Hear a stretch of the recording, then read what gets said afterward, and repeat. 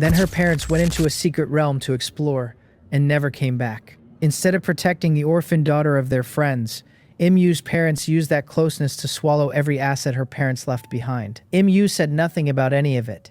He decided her status made her unworthy of him and started chasing other female cultivators instead. What the Im family never accounted for was that her parents had prepared a way out for her long before they died. On the contingency they left, Shim Yong-soo reached Foundation Establishment, made Tier 2 Array Master, and took a seat in the Immortal City's Array Hall. Over the following decades, Im-Yu's parents both died on failed breakthroughs, one after the other. Im-Yu scraped into Foundation Establishment himself, but he has no skill anyone will pay for, and between that and his poor management, the family fortune has been sliding for years. He has remembered her at last, because a guest elder of the Array Hall has connections wide enough to lift the Im family out of its hole. All she has to do is throw her whole strength behind him. That is the entire reason for this scene in the street. Shim Young-soo turns her sleeve and walks off with her face like ice, leaving him standing there. Im-Yu sighs, comes over to me and asks in a low voice whether I would keep an eye on Susu for him.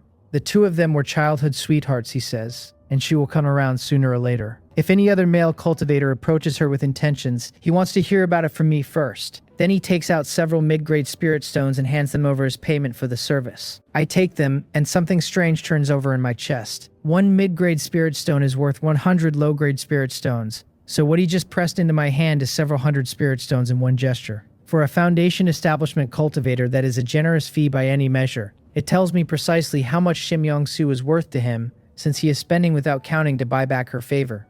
He excuses himself and walks away looking troubled.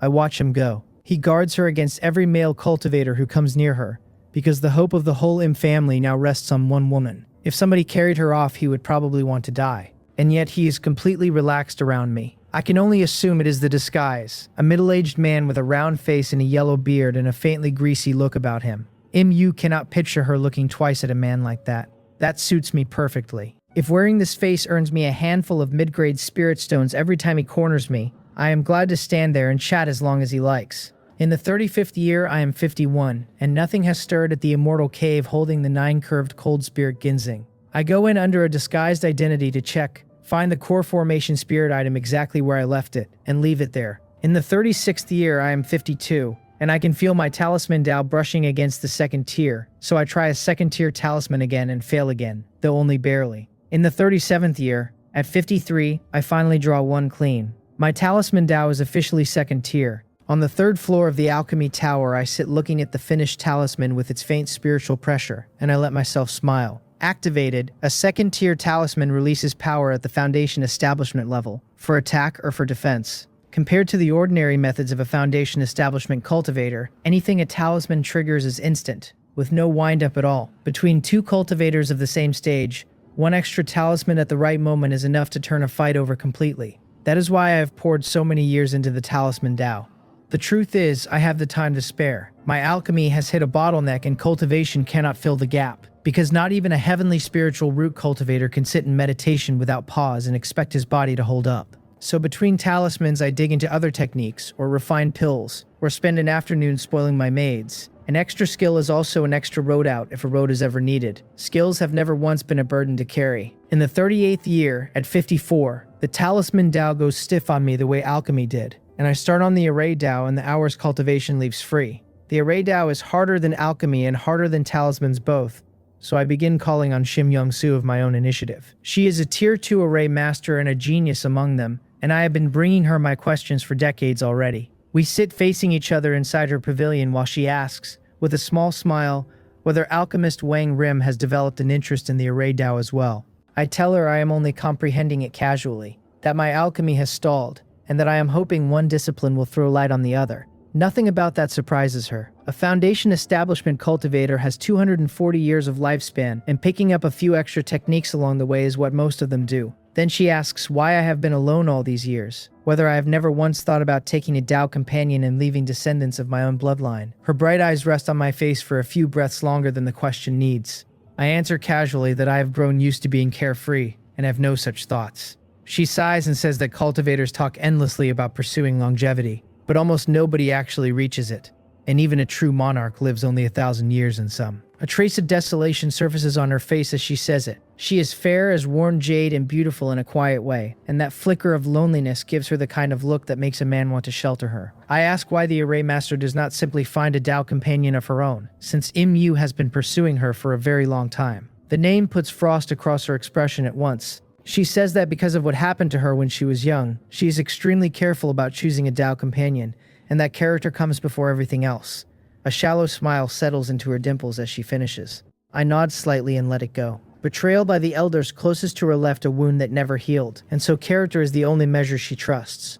If a man passes on character, she is willing to overlook looks bearing everything else. The problem is that in all these years, nearly every cultivator who has come near her wanted something, either her standing as an Array Master or her face. Not one of them was reliable. Then her beautiful eyes fix on me and she asks, straight out, what opinion alchemist Wang Rin holds of her. I understand her perfectly, and I refuse just as directly, telling her I am not looking for a Tao companion. A passing romance would not trouble me. A Tao companion is trouble of a different order, and in this simulation I fully intend to cash out and disappear in my later years, which is not a plan a partner survives. So even an oily middle-aged face cannot fully hide a man's character and bearing. She takes the refusal without a flicker of anger, composed and polite, carrying herself with the scholarly grace of a well-raised young lady. In the 39th year, at 55, I learned that a great many immortal caves and inns across the immortal city have stopped taking new leases, though anything already leased is untouched. I have seen this before at Musan Market, so I read it immediately as Master Buyer Wool, preparing a breakthrough and redirecting the immortal city's spiritual chi consumption toward her own supply. Years of quiet inquiry have told me she is an immortal master at the middle stage of core formation. If the breakthrough lands, she steps into the late stage, and a late stage core formation immortal master is called a Great Immortal Master. The title means exactly what a great cultivator of that realm means anywhere else. In the 40th year, at 56, I sense my cultivation of the Sanhei art approaching the peak of the 4th layer of foundation establishment. In the 41st year, at 57, word reaches me that Shim Yongsu has entered the middle stage of foundation establishment and become a medium-grade Tier 2 Array Master. I go over to congratulate her in person that same month. In the 42nd year, at 58, the immortal cave holding the 9 curved cold spirit ginseng is still undisturbed. In the 43rd year, at 59, I reach the peak of the 4th layer. In the 44th year, at 60, I begin the attempt and break through into the 5th layer of foundation establishment. I come out of seclusion into the courtyard feeling clean and light all through. It is not a major realm breakthrough, but it puts me one more step toward core formation, and steps are all this road is made of. Then I sit down to go through the letters that piled up while I was sealed away. One of them comes from the mundane Jew family, and what is inside it puts surprise on my face. Every few months my family sends a letter to tell me they are safe, and now and then I write back. This one is mostly ordinary household talk until the last few lines, where they mention that my eldest brother Jumun's grandson, Ju Hei, has been tested and come back with medium-grade spirit root aptitude. Jo Moon is the eldest of us and Ju Mu the second. Before I left, I handed the Zhou family a cultivation technique and a method for testing spiritual root aptitude. So this is exactly what I built the tool for. A medium-grade spirit root in the family line. The Zhu bloodline carries inherited aptitude, and I am the proof of it standing here. I remember the name. Ju Hei is the grandson my eldest brother loves best, mentioned in almost every letter for years. I fold the letter closed, knowing what it really is, which is my family asking me what to do. I am the first cultivator the Zhu family ever produced, and my word carries more weight there than anyone else's. They still know nothing about my true situation. Not that I am a foundation establishment cultivator. Not that I am a guest elder of the Alchemy Hall. Not that I am president of the Chongwon Chamber of Commerce. In every letter I have written home, I have said only that the cultivation world is a cruel and competitive place, and that omission is a shield, not a lie. Because inside a simulation, I put myself first without apology. I will not shelter the Zhu family beyond reason, and I will not leave them a great legacy. In my later years, I will sell off every treasure and resource I own for whatever rare thing improves my breakthrough odds. At the very least, I will carry technique legacies and cultivation methods back onto my main body, knowing that the kindest thing I can hand them is distance. I think it over for a while, and then write a letter addressed not to my brother but to Zhou Hei himself, asking him whether he truly wants to walk the cultivation path. A medium-grade spirit root gives a man only a thin hope of foundation establishment. 95 out of every 100 such cultivators stop short of it and spend their whole lives inside chi refining. Against a mortal, a chi refining cultivator gains very little lifespan for all that suffering, and the low-level ones are cut down like grass whenever the cultivation world decides it wants their patch of ground. In more ways than one, their lives are not obviously better than immortals, which is why so many early and middle chi refining cultivators go back down into the mortal world to enjoy themselves. So I tell him plainly that if his heart for the Tao is not firm, he should not come at all. 40 comfortable years as a mortal beat 80 bitter ones that end short of foundation establishment. If his heart is firm, I will help him. I can quietly arrange a position for him inside the Chungwon Chamber of Commerce, the company I founded myself, and fully intend to package and sell off when I liquidate everything at the end. That is where the arithmetic turns cold. I have 200 years and more in me, so if Juhei never reaches foundation establishment, he will be dead long before my later years arrive, and the sale will not touch him. If he does reach it, he will not need the Chamber of Commerce or me, because foundation establishment is capital enough to stand anywhere in this world. Either way, slipping him a position costs me almost nothing. With the letter sent, I stroke my chin and think about Dakun, who is still not dead. I take out the drop of blood essence he left with me and put a spell on it, and what I sense makes my expression go strange. 34 years ago, he vanished deep inside Yu Mountain, and I have gone back there many times since, always guessing he stumbled into some opportunity. Every few years I check the blood essence, and every time the answer is the same. 34 years on, Dachin is alive. I know exactly what he is like, and if he had ever won his freedom, he would have run straight back to the Jew family to report in. The only thing his silence can mean is that he is still trapped in there. It makes me curious how far he has pushed the mountain and sea body refining technique in all that time. The technique leans toward the ancient lineage of body cultivators, tempering the physical body from every direction at once, and it is brutally difficult to cultivate. Past the foundation establishment level, every single breakthrough in it means standing under a heavenly tribulation, and that is the root reason the ancient body cultivator lineage withered. In the ordinary chi refining system, a cultivator only meets a heart demon tribulation when he goes from core formation to nascent soul. Body cultivators meet the heavens from foundation establishment onward, and the crossing from foundation establishment to core formation killed most of the ones who ever tried. That is why almost nobody is a pure body cultivator anymore, and why men like me run body refining and chi cultivation side by side. My own mountain and sea body refining technique feels close to the 4th layer at last. The first 3 layers match the early, middle, and late stages of chi refining, while the 4th matches a foundation establishment cultivator outright. At the 4th, my bare physical body alone would stand against an early stage foundation establishment cultivator. I entered this simulation already at the 3rd layer. 40-odd years later, I am still at the 3rd layer. That single fact says everything about what the ancient lineage demands. Half a month later, I stand in the courtyard studying the dark demon eagle properly. It spreads its wings past 10 feet across, and its pitch-black feathers drink the light coming at them from every direction. A black wind eagle is a wind element demon beast and nothing more, while a dark demon eagle carries dark and wind together. Dark element demon beasts are the finest hiders alive, and this one is the extreme case, because a mature dark demon eagle bends not only the light around it, but divine sense itself. Peak high grade of the 1st rank, with the 2nd rank only a few years off. My plan is to raise it another 60 years before I sell. At its growth rate, 60 years puts it at high grade of the 2nd rank, standing level with a late stage foundation establishment great cultivator. That is the peak of what it will ever be. An earth grade bloodline at 2nd rank high grade strength is also the moment its price is highest.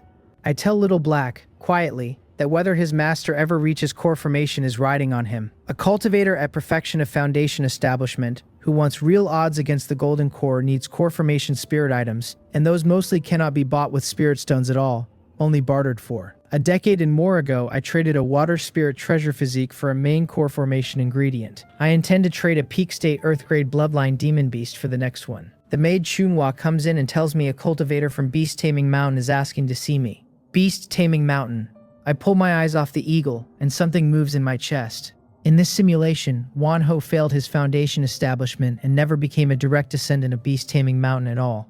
I ask calmly which of their cultivators has come. Beast Taming Mountain has a false core immortal master presiding over it and close to 20 foundation establishment cultivators under him. A false core is what they call it when a foundation establishment cultivator attempts core formation and condenses a golden core of too low a quality. Such an immortal master is weaker than a proper one, but he still crushes anyone at perfection of foundation establishment. The flaw in his core means he can never climb to the middle stage of core formation. Chunhua tells me it is Wanja, and I turn that over. Wanja is a female cultivator of Beast Taming Mountain at the early stage of foundation establishment. Wan is one of the great surnames of that mountain, a line that has produced a fair number of foundation establishment cultivators.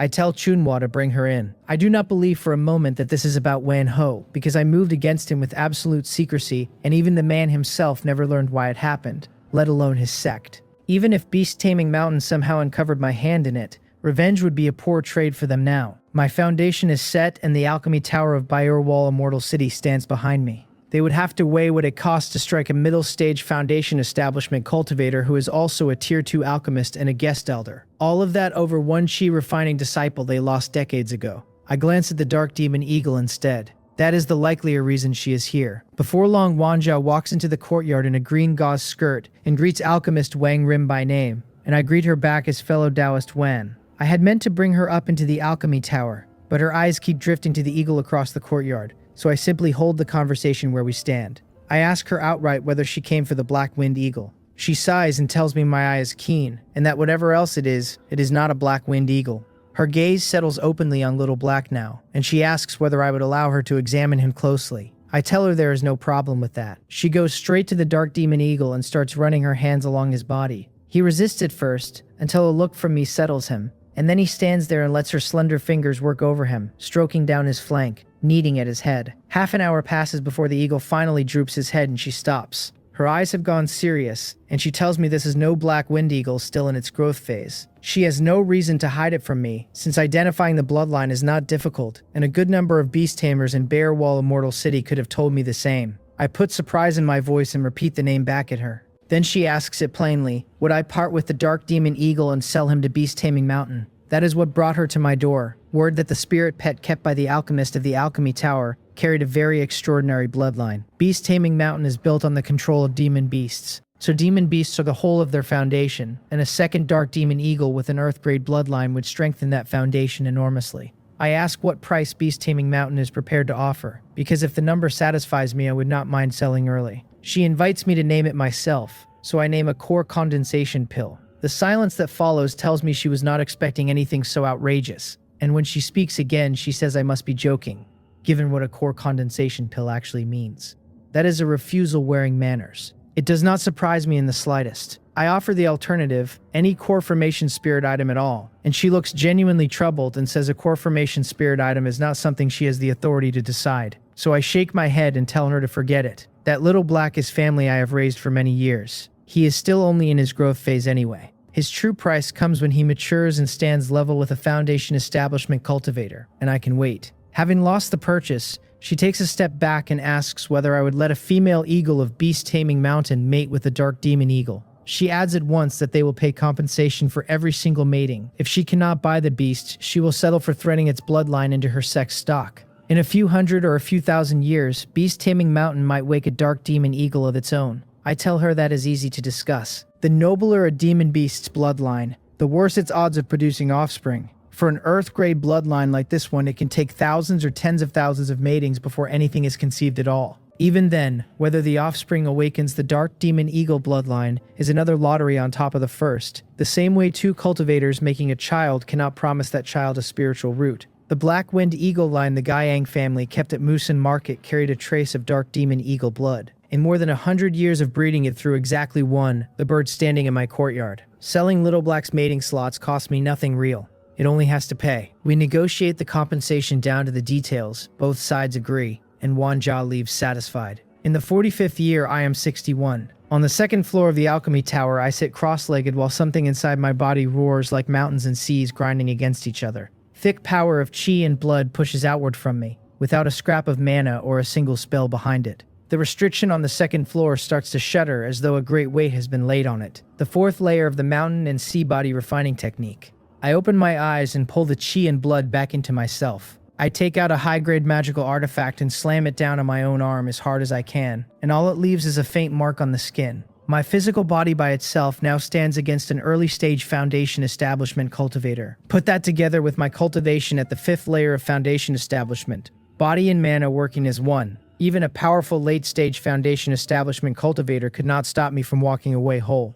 The next step is heavier. To reach the fifth layer of the mountain and sea body refining technique, I have to stand under a body refining heavenly tribulation and survive it. My expression sobers at the thought, but I am not truly afraid. A pure body cultivator has every reason to dread the tribulation, since it is the only wall his path ever hits. I am not pure anything. I am also a middle-stage foundation establishment cultivator with everything that comes with it, and against a fifth-layer body refining tribulation those odds are very good. The breakthrough leaves me in a fine mood for days. Several days later, Shim Young-soo is out in the courtyard of the Alchemy Tower playing with Little Black, who she has grown thoroughly fond of over the years. She mentions casually that she heard I sold Little Black's mating slots to Beast Taming Mountain, and I confirm it. She reminds me that Beast Taming Mountain is said to have a secret technique that raises the odds of offspring by burning through a demon beast's potential. I tell her I know.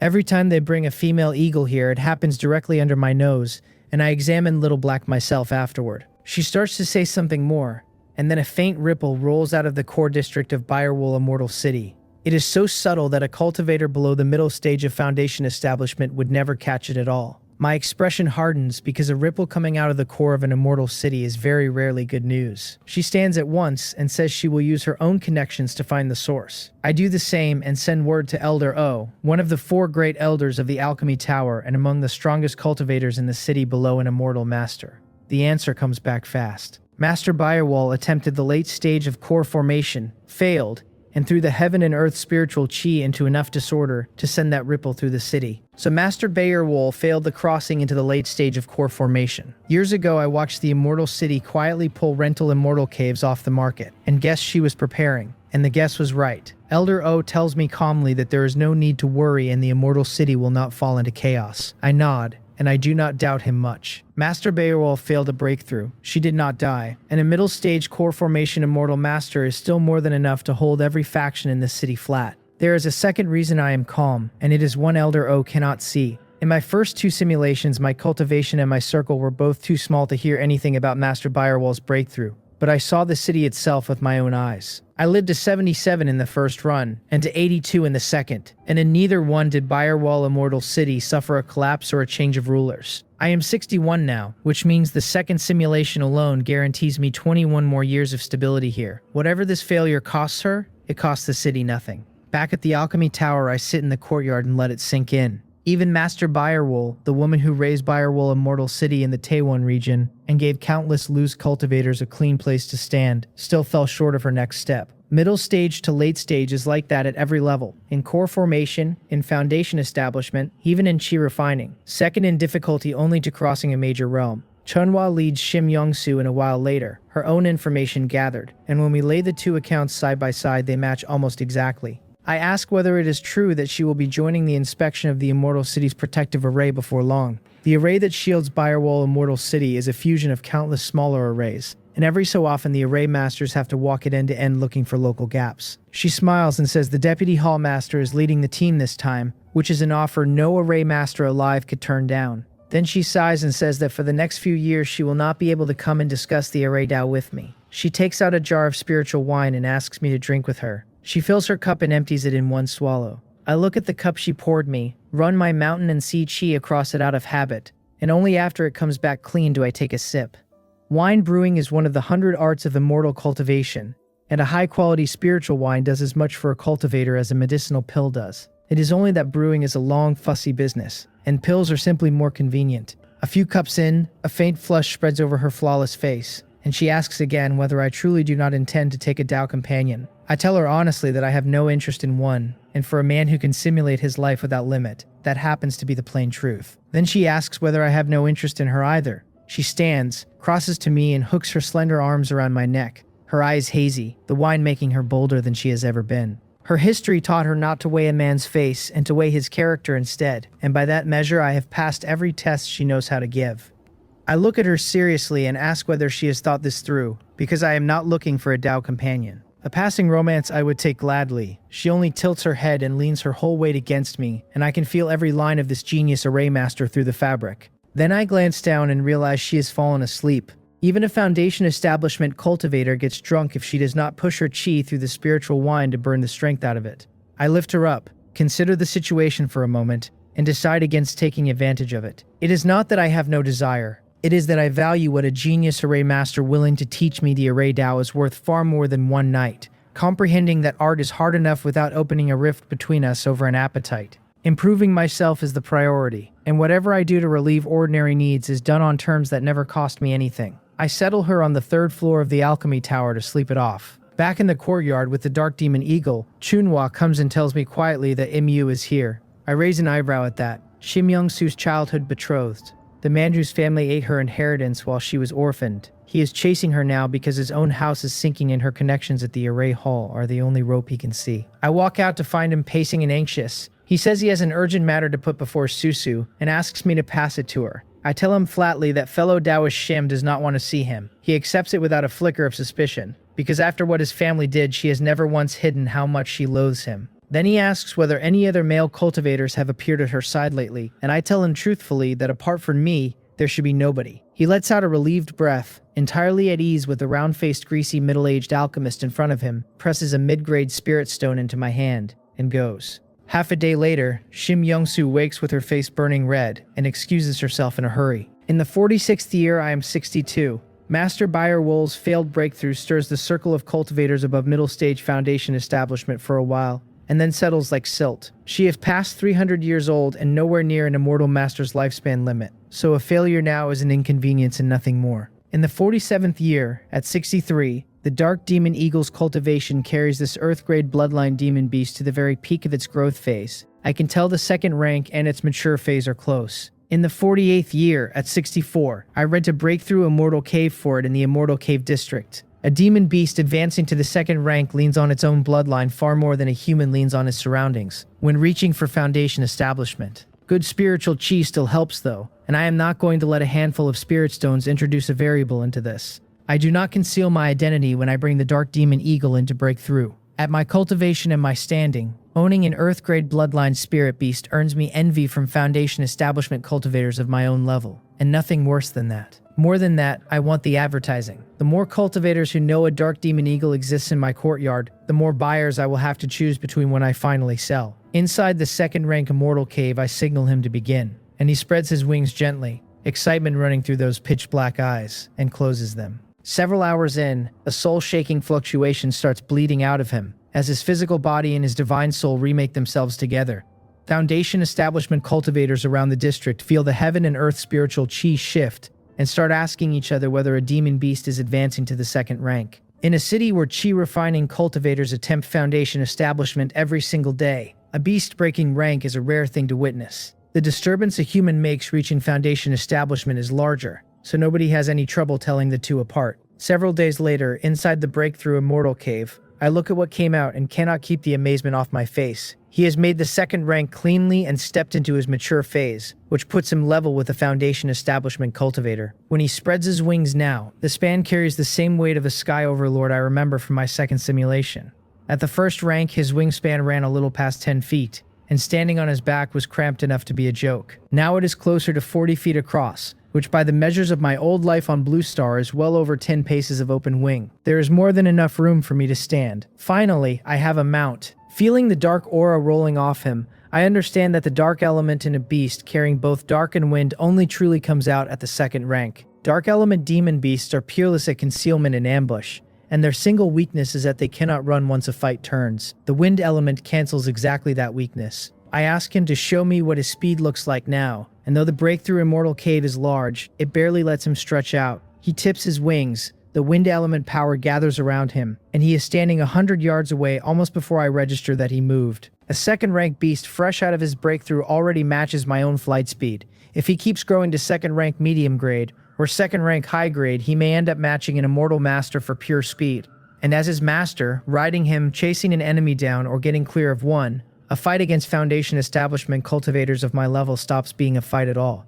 I am delighted, and I have no illusions about being the only one who can see it. If I can price this bird, so can every cultivator in every faction in the Taewon region. Half a day later, I walk out with him at my back rather than tucked into a spirit beast bag, because the whole point is to be seen. Cultivators stop along the street to stare at the enormous black eagle. Someone insists that Alchemist Wang Rim keeps a black winged eagle and that no black winged eagle ever pressed down on a street like this. Someone better informed corrects him out loud, naming the Dark Demon Eagle and its dark and wind elements, and its earth-grade bloodline. Envy follows me the entire way. Raising a demon beast to the second rank costs more than an ordinary foundation establishment cultivator will ever hold at once. If I were not a tier 2 alchemist who made a fortune in the Sanhei secret realm, I could not have done it this easily either. My own cultivation eats just as much, high-frequency consumption of Tier 2 medicinal pills stacked on top of body refining resources. Body refining costs almost nothing during chi refining before the price explodes at Foundation establishment.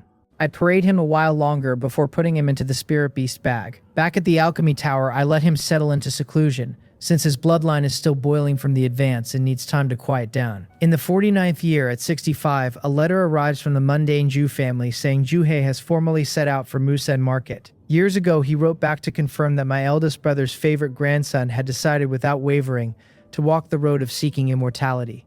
He accepted a life of wandering and an early death as the price.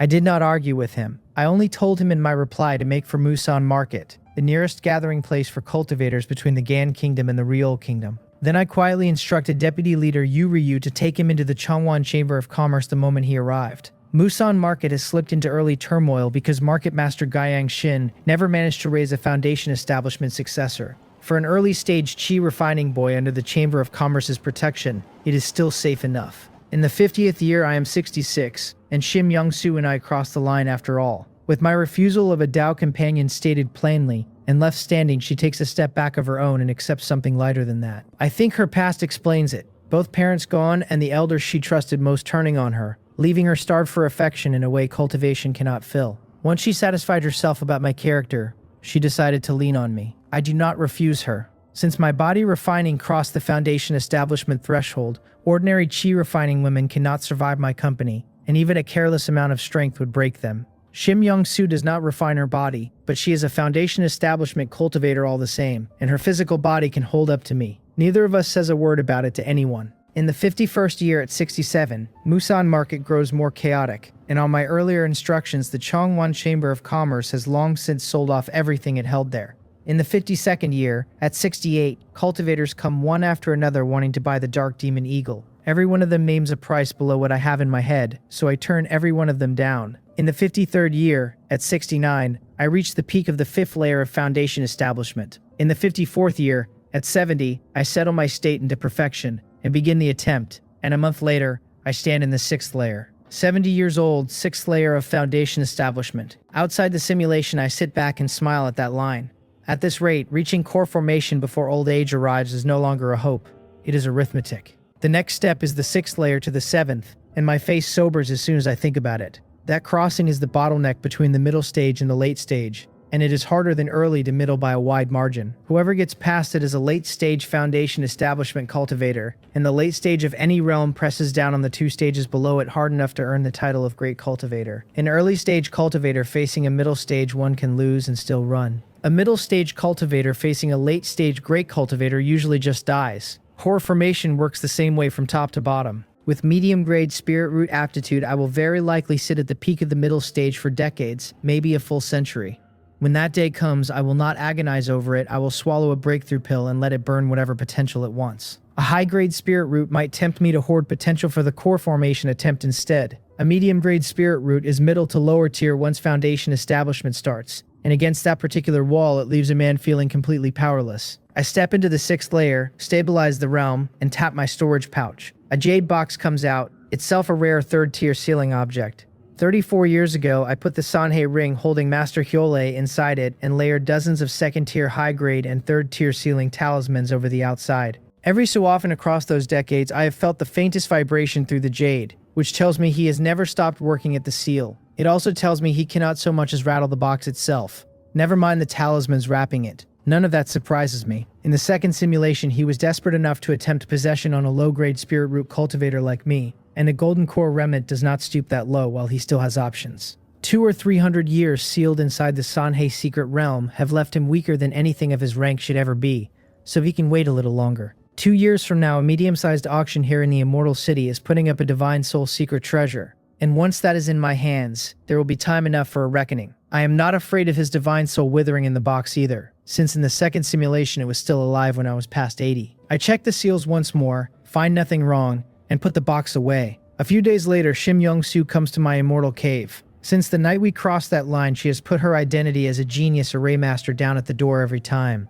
and what is left is not formal in the slightest. An hour later, she is lying there flushed and short of breath, her white dress scattered where it fell, complaining softly that she does not know what has gotten into me today. I smile and say nothing. Sitting on the edge of the bed, A physical body refined to foundation establishment level does not moderate itself easily, and even a foundation establishment woman finds me difficult to keep up with. When we are finished, I remember to bring out my questions about the array Dao. Lately, I can feel my attainment there nearing high grade, which is exactly why I've been coming to her more often than I used to. She answers them one by one, with her warm cheek against my chest. I will not take her as a Dao companion, and I never pretended otherwise. Whatever else I am, I do not tell a woman one thing to her face and do another behind her back. A transmission talisman drifts in and stops in front of her, and she opens it without hesitation. Yu's voice comes out of it, anxious, saying the Im family shop has been closed down and asking her to intervene as a guest elder of the Array Hall. He reminds her again that they were childhood sweethearts and betrothed as children, and were always meant to be inseparable Dao companions. She cannot simply stand by, he says, and watch his family go under. Her eyes go cold at the sound of it. She has never once moved to crush the M family, and by her accounting, that restraint is already more decency than they earned. I ask whether she wants to answer him. She says calmly that she has had no relationship with the M family for a very long time, and I nod and let it be, since it is her business and not mine to argue. Then she asks me to stay a while longer, her breathing quickening again. The kind of transmission talisman he used is the sort delivered from directly outside an immortal cave, which means Mu is standing out there right now. Walking out into that would be more awkward than either of us wants, so I pick her up and stay. Outside, he paces and sends talisman after talisman, begging her to step in this one time for the sake of what they used to be. He has no idea whatsoever that his childhood betrothed is tangled up with another man 3 walls away. 2 hours later, he gives up and leaves disappointed, and I take the opening to go. He's waiting outside the alchemy tower when I get back, and greets me the moment he sees me. He asks the same question he always asks, whether any other male cultivator has turned up around Susu lately. I tell him calmly that apart from me, I have not noticed anyone, which happens to be entirely true. He sighs and wonders aloud why she has stayed like this all these years, then hands me another mid-grade spirit stone for my trouble. The man is suspicious of every male cultivator who comes within arm's reach of her, wary even of alchemist Joe Gan. I am the only one he has ever let his guard down for. Half a month later, I judge the timing right and go to collect the 9 curved cold spirit ginseng out of the rented immortal cave. 21 years ago, I traded Yopong's water spirit treasure physique for it at the black market of this immortal city. It is the main ingredient of the core condensation pill, and even swallowed raw, it improves the odds of core formation. That makes it the thing every foundation establishment perfection cultivator in the region is starving for. Because it was a core formation spirit object, I assumed from the start that something might be tracking it, which is why I rented a cave on the spot and left it there untouched. 20-odd years is longer than any tracking technique survives. Even one cast personally by an immortal master fades inside 8 or 10 years without reinforcement, and I gave it more than double that. Several days later, I leave Bayer Wall Immortal City on the usual pretext of buying spiritual materials. For over 20 years, I have made a habit of traveling to other immortal cities for supplies, and nobody thinks twice about it. Bayer Wall Immortal City is only the largest gathering place for loose cultivators in the Taewon region, and there are plenty of others no smaller than it. By the time I come back through the gates, I am wearing a completely different face and build. The token gets me into the immortal cave without a hitch. I take the 9 curved cold spirit ginseng, and I walk out. Half a month after that, alchemist Wang Rim returns to the city as usual. On the 2nd floor of the alchemy tower, I sit down and study it properly. The thing radiates a cold that reaches past the skin and pulls at the soul. Tier 3 high grade, which makes it one of the highest grade treasures I have laid hands on in this entire simulation. Putting it away makes me think of Yobong and whether he is even still alive. I kept the first drop of his blood essence as insurance, enough to tell me whether he lives and roughly where he is. I have no intention of using it. If a Golden Core Immortal Master took him as a vessel for possession, then working a technique on that man's blood essence is a signal fired straight back at him. Golden Core methods reach further than I can guess at. I do not even keep the drop on my person, it is hidden somewhere else entirely. The blood essence existed to protect me if the ginseng turned out to be a trap. The ginseng is in my hands and clean, so I will not spend that card on curiosity. Alive or dead, Yopong stopped being my concern the day the trade closed. In the 55th year, I am 71, and Wanja arrives at my gate with more than 10 female eagles for breeding. Her eyes light when she sees what the black eagle has become, since this is her first visit since he advanced to the 2nd rank. She remarks gently that the bloodline in Alchemist Wang Rim's spirit pet must be extraordinarily dense. This time she does not reach out to touch him, mostly because he has grown so far past her hands that stroking him would be pointless. I tell her it was only good luck. She asks whether we should begin, and I look back at her with a smile that is not quite a smile. Breeding a 1st-rank spirit pet and breeding a 2nd-rank one, I observe, are not the same transaction. That is a price increase, and a perfectly reasonable one. She sighs that I certainly know how to do business, then asks whether I might lower my other requirement. Beast Taming Mountain would buy the bird outright, she adds, if the asking price were anything short of a core formation spirit object. I shake my head and tell her that after decades together, Little Black is family to me, and that nothing less than a core formation spirit object will move him. She has no answer to that and does not press. Beast Taming Mountain keeps Earth-grade bloodline demon beasts of its own for breeding, so their hunger for this one was never sharp enough to give up something that precious. We settle on a new price and get on with it. In the 56th year, I am 72, and the medium-sized auction I have been waiting on finally opens. I take my seat early. A cold-tempered Foundation establishment woman hosts from the high platform and calls the first lot a Foundation establishment pill, with no explanation needed as to what it does. The room ignites and the bidding comes fast from every direction. I do not so much as lift a finger, because the pill on that platform is mine. Years ago, Joe Gann refined 2 successful batches from the materials I supplied. All 7 pills came to me, and I have been feeding them into auctions one at a time ever since. The auction reaches its second half, and the host introduces something special, a divine soul secret treasure capable of stabilizing a cultivator's divine soul. Opening at 10,000 spirit stones, a Foundation establishment cultivator immediately calls 11,000. This is the only reason I came, and I sit on my hands and let it run. The price climbs to 18,000 and the bidders thin out fast, because for Foundation establishment cultivators, the practical benefit is modest and the price is carried almost entirely by rarity. I speak once, at 20,000, jumping 2,000 in a single step. The 2 men still in it hesitate, look at each other, and let it go. Mine. I am halfway out of my seat when the next lot stops me, a divination legacy. Divination is one of the 100 arts of cultivation and easily the least popular of them. The door into it is nearly impossible to open, harder even than the Array-Dao with all its obscurity. It also means prying at the secrets of heaven, which has a habit of shortening the lifespan of whoever does the prying. The number of cultivators who still hold such a legacy shrinks every generation. I think about it for a moment and buy it for 3,000 spirit stones. Skill legacies, cultivation techniques, and secret methods are worth more to me than treasures ever will be, because my main body records them and carries them into every simulation after this one. I may have no use for divination in this life. There is no telling which future run turns on it, and Foundation is not something a man complains about having too much of. I am back at the Alchemy Tower before sunset with the Divine Soul secret treasure in hand. A pendant, purple and unreasonably beautiful.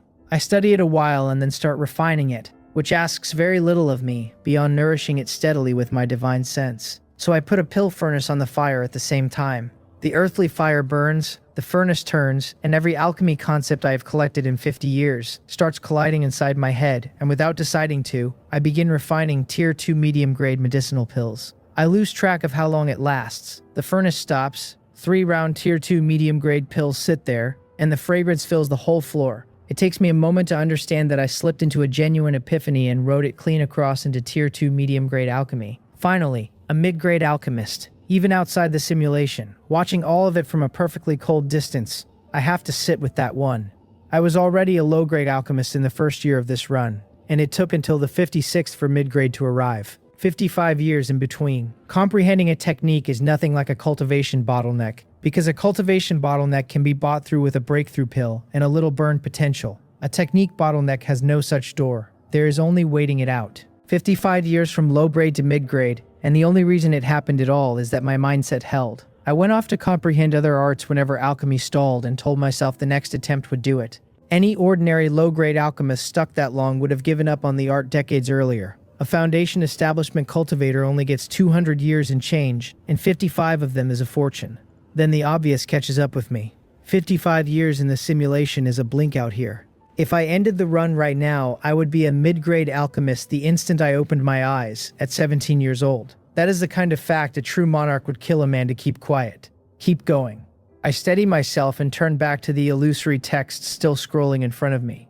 After that first batch, I refined several more batches of other mid-grade medicinal pills, until the new technique realm is completely solid. Alchemy remains the art I stand highest in, while my talisman Dao sits at the second tier and refuses to move. And I find I do not care in the slightest. This breakthrough taught me the only lesson that matters about bottlenecks, which is that no shackle holds against enough time. Time is the one thing a man with endless simulations will never run out of. Half a day later, the Divine Soul secret treasure finishes refining. I feel the pendant settle deep inside my sea of consciousness and open into a purple halo. And under that halo, my sea of consciousness goes utterly still and steady. My divine sense gains 20 to 30% on top of what it was, in raw intensity and in range alike, with the treasure standing guard over my sea of consciousness and indomitable will layered underneath it. Master Hyolhei could not touch me even if he had never spent 200 or 300 years sealed. A golden core immortal master is a terrifying thing, but one reduced to an essence soul loses nearly every method he owns. My preparations have shut the last door he has, which is a divine soul attack. He cannot even break the sealing jade box.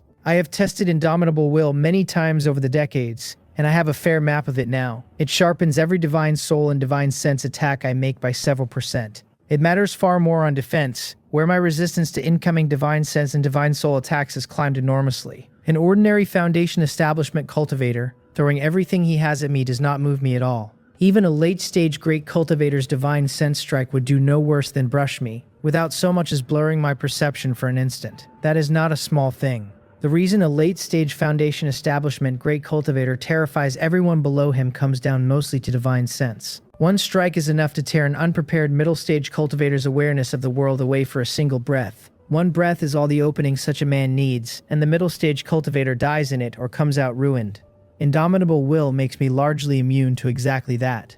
There may be more to the talent that I have not found yet. What I already have out of it is more than enough to justify a purple talent. I sit quietly for several days, and then I go up to the 3rd floor of the Alchemy Tower. The whole tower is tied into the Immortal City's 3rd-tier defensive array, the 3rd floor included, but several years ago I had Shim Yongsu quietly rework that floor for me. As a guest elder of the array hall who has personally maintained the city's defensive array, she was in a position to leave a back door where nobody would look for one. Now, with a single thought on that floor, I can pull a portion of the suppression power of the Immortal City's array down on whatever is standing in front of me. That is the retreat I built for myself. Master Hyolhei may turn out to be more than I bargained for, one wisp of essence soul or not, 200 or 300 years sealed or not. If he sweeps my preparations aside, I will trigger the city's array without a heartbeat of hesitation. I hold no authority to move it. Even through a back door, using it openly risks discovery by the Tier 3 array master who presides over the whole formation. Discovery is a survivable outcome. I am a guest elder of the Alchemy Hall who has been refining kills for the hall for decades, and the worst that reaches me is a punishment I can absorb. Master Hyolhei getting out is not survivable, and that settles the arithmetic. I sit cross-legged and let my thoughts move, and sealing talismans rise one after another into the air around me. Every one of them was bought over the past several decades, mostly 2nd-tier high-grade, with 4 3rd-tier talismans among them.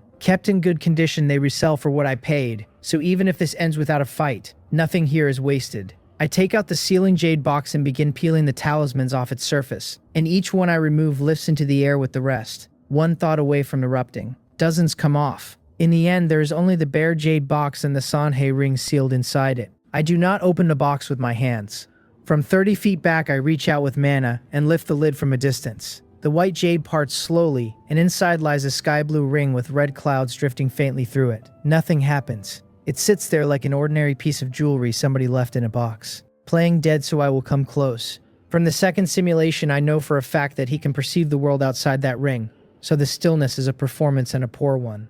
I speak out loud, sending my voice along my divine sense straight into the Sanhei ring, and ask whether he still is not coming out. The sky blue drowns instantly. Red clouds swallow the whole ring and churn through it like a sea of blood, and a streak of bloodlight bursts out and drives hard toward one direction, looking for the way out. Then it stops. It gathers and condenses into a figure the color of blood.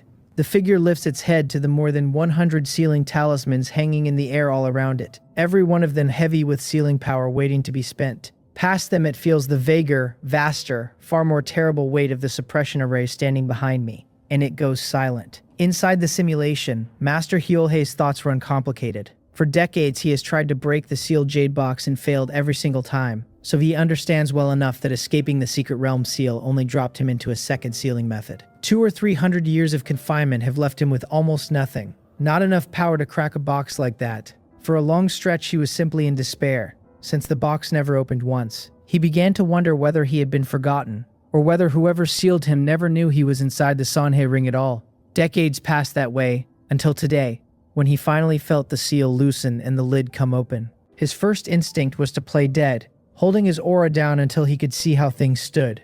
But a single question asking whether he still would not come out told him his existence had been known all along, so he fled without hesitation, because decades in that box had taught him he was no match for whoever sealed him. Then his divine soul broke free and saw what waited outside, and he gave the idea up at once. Talismans hang in the air in every direction, brewing sealing auras thick enough to close off any road out, more than 100 of them, and the weakest is medium-grade Tier 2. Beyond the talismans, a vast suppression array surges. Even in his prime, with his physical body and his golden core, and his magical artifact, he could not have broken that array from the outside, let alone now as a single wisp of soul. He looks at the round-faced man standing 30 feet away, the one who has been watching him this whole time. Faint, strange ripples come off that man's brow, the mark of a divine soul's secret treasure, worn for protection. Master Hyolhei sighs and greets me as a fellow Taoist. I watch him a while before I ask whether he has given up on fleeing, and I do not let on that I know who he is, keeping to a distant form of address. He answers that since a fellow Taoist went to such lengths for this remnant soul of his, he will not flee, and then he adds, slower, that he cannot flee either. I understand the shape of it at once. Whether the words are true or false,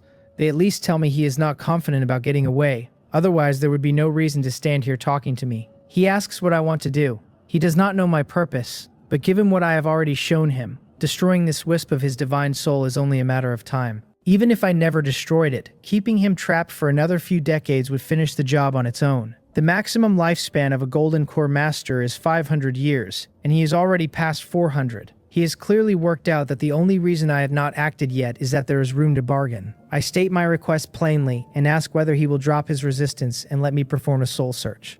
That is the thing I want most out of this. A Golden Core Master's memories would be worth more than anything else in that ring. The trouble is that soul search cannot be turned on a higher level cultivator by a lower one, and a Foundation establishment cultivator searching the soul of a Golden Core Master is flatly impossible, no matter how weak the Golden Core Master has become. The only exception is when he gives up every scrap of resistance and allows it. He shakes his head and tells me to choose something else. I am not surprised. In the previous 2 simulations he dared to gamble on possession, once on Yobong and once on me. That means he must have preparations waiting somewhere that would carry him back to the Golden Core stage in a hurry. An immortal cave hidden away with a stockpile of cultivation resources inside, waiting for him to come collect it. A Golden Core Master who takes over a Foundation establishment body does not have to break the Golden Core bottleneck a second time, but the mountain of resources needed to climb from Foundation establishment back up is still owed. If I learn where those backups are and take them first, then freedom would not buy him much, and he would be stuck for a long time. That is a result he cannot accept. I stare at him and ask, calmly, what he can give me instead. So far I know very little about him, and it is better to let him lay his own cards down. He looks at me and thinks it over, then points out that I have not formed a Golden Core, and offers the location of a Golden Core spirit medicine in exchange for being let go. He adds that I need not worry about it having been picked over. He found the thing by accident when it was not yet mature and set an array around it, and nobody below an immortal master could discover it now. A Golden Core spirit medicine.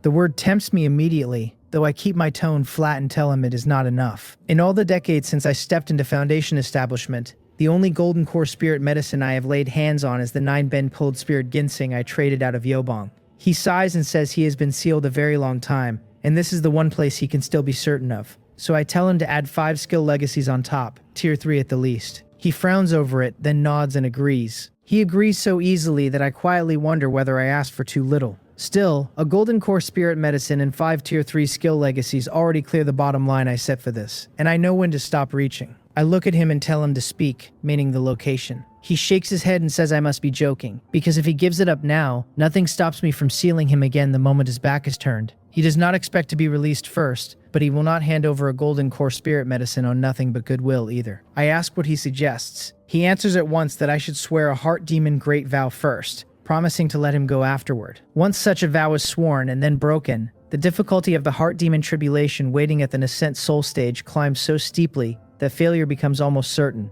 He has sensed how badly I want that spirit medicine, which tells him I need to push for the Golden Core stage. A man who wants a Golden Core wants the Nascent Soul stage after it. By his reasoning, the vow should hold me tightly. Nothing is absolute, of course, and if I were willing to cut off my own road to the Nascent Soul stage just to cheat him, he could not stop me. He simply has no other move left, so he pins his hopes on my honoring it. My face does not change, but a strange thought surfaces while he talks. Every time a simulation ends, I inherit only the clean things: cultivation, skills, techniques, and the rest. Karma, oaths, constraints. Every negative attachment gets wiped away and never touches my true self. That means a Heart Demon Great Vow binds me for exactly one simulation, and the moment the next one begins it stops existing. so I swear it, exactly as he requires. The content runs like this. The location he provides must truly hold a core formation item. I must obtain that item in the end, and the 5 Tier 3 skill legacies must be sound. Once all of that holds, I release this wisp of his soul immediately.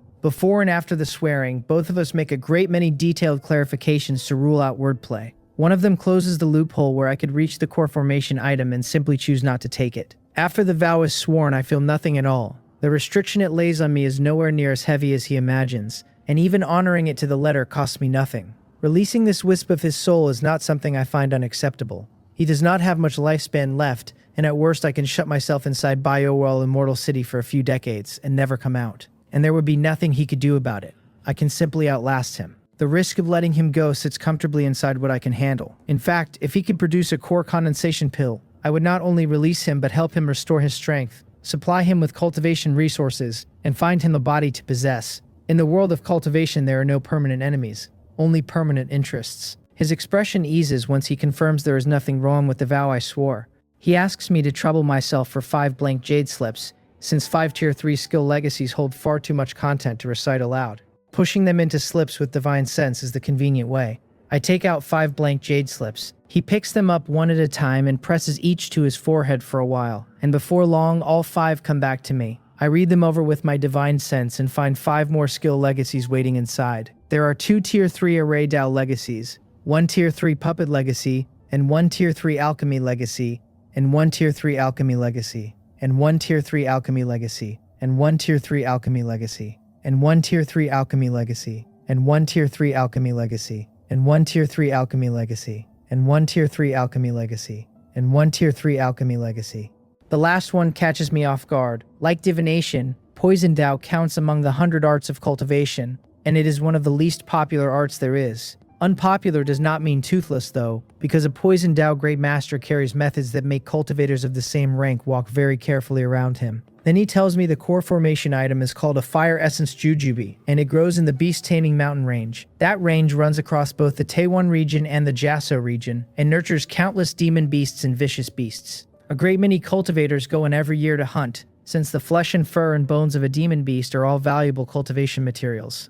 Precious spirit medicines and materials grow in there as well. The false core level power called Beast Taming Mountain sits at its edge and built its whole foundation on that range. A month later, I stand outside the Beast Taming Mountain range. Its reputation for crisis after crisis is real enough, but that reputation is aimed at chi refining cultivators and ordinary foundation establishment cultivators. I am at the 6th level of foundation establishment, and in meta quality, in divine sense strength, even in the constitution of my physical body, I stand above any late-stage foundation establishment big shot walking around out here. As long as I do not push deep into the range, running into real danger is basically impossible, and the Fire Essence Jujube he named sits somewhere along the periphery anyway. I stare at the far ridgeline and think that he probably is not lying to me. I do not bring the Sanhei ring that holds him. After sealing it heavily, I hid it somewhere extremely secret, so if I never come back from this trip, what waits for him inside that ring is to be sealed to death permanently. He knows that too.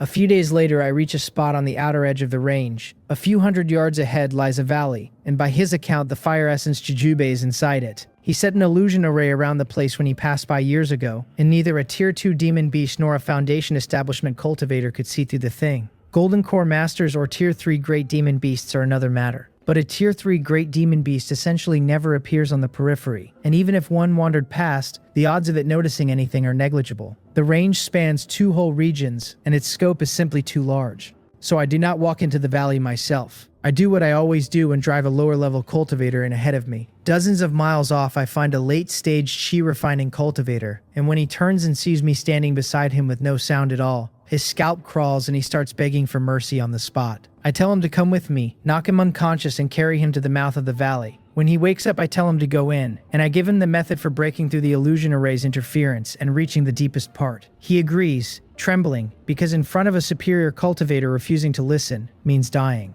He walks into the valley shaking the whole way. I wait outside with a tracking technique already planted on him, which puts him completely under my control. Half a day passes before I watch him come back out. He opens his mouth to report, and I tell him there is no need, since I will do it myself. I reach out, press my hand to his head, and begin the soul search. His memories of the valley unfold in front of me, and what I see is 2 Fire Essence Jujubes rather than 1. A large and a small, both ripe, both hanging on the same tree at the valley's deepest point. An unexpected joy that, hundreds of years ago, when Master Hyolhei passed this way, he found only a single unripe fire essence jujube on that tree, so the smaller one must have grown in the centuries since. The chi refining cultivator had no idea what he was picking. He followed my instructions to the letter and used the specific method I gave him to take both fruits down without harming the jujube tree itself. I raise my right hand and his storage pouch floats up, and I reach into it with my divine sense and draw out the 2 fire essence jujubes. I leave the tree where it stands, because a spirit medicine of this kind is extremely delicate and dies fast once it is pulled out of its native soil. Then I look down at the unconscious cultivator and silence him. The soul search showed me plainly that he is a rogue cultivator with a private record of arson, murder, and robbery. Every kind of evil there is. Killing him puts no weight at all on my mind. Before I go, I take one last look at the valley. A fire essence jujube needs a growth cycle running into the hundreds of years. In this simulation, unless I step into the golden core stage, I will never see the next one ripen. Since that is how it stands, the information about this location is worth something to somebody, and selling it for valuable goods is the best use I can make of it. I leave the beast-taming mountain range and travel to the place where I hid the Sanhei ring. I take out the jade box that seals it and stand there thinking. The core formation item is in my hands, and there are 2 of them where I expected 1. So the only question left is whether I keep the Heart Demon Great Vow and release Master Hyolhei. Outside the simulation, the illusory text keeps rearranging itself, and 3 options surface in front of me. Keep the promise, break the promise, or strike at Master Hyolhei directly and destroy him completely. I stare at all 3 and cross the 3rd one off immediately, because even if I truly wanted to move against him, killing him outright is not how I would do it. The risk runs too high and nobody can say whether the soul essence of an immortal master carries some method for dragging his killer down with him. With everything I can bring to bear, sealing him back up and waiting for his lifespan to run dry is by far the safest road. That leaves the vow, and after turning it over carefully, I decide I had better keep it. I believe everything I inherit out of a simulation comes across clean, cultivation and skills in realm and memories, with none of the negative attachments riding along. But what if a heart demon great vow turns out to be a slightly more idealistic thing than that, where simply knowing I made the vow counts as having made it? This touches my real body in the waking world, and for that I am not willing to gamble. Not at 1 chance in a million, not at 1 in 10 million. Letting Master Hyolhei go inside a simulation is not an unacceptable price.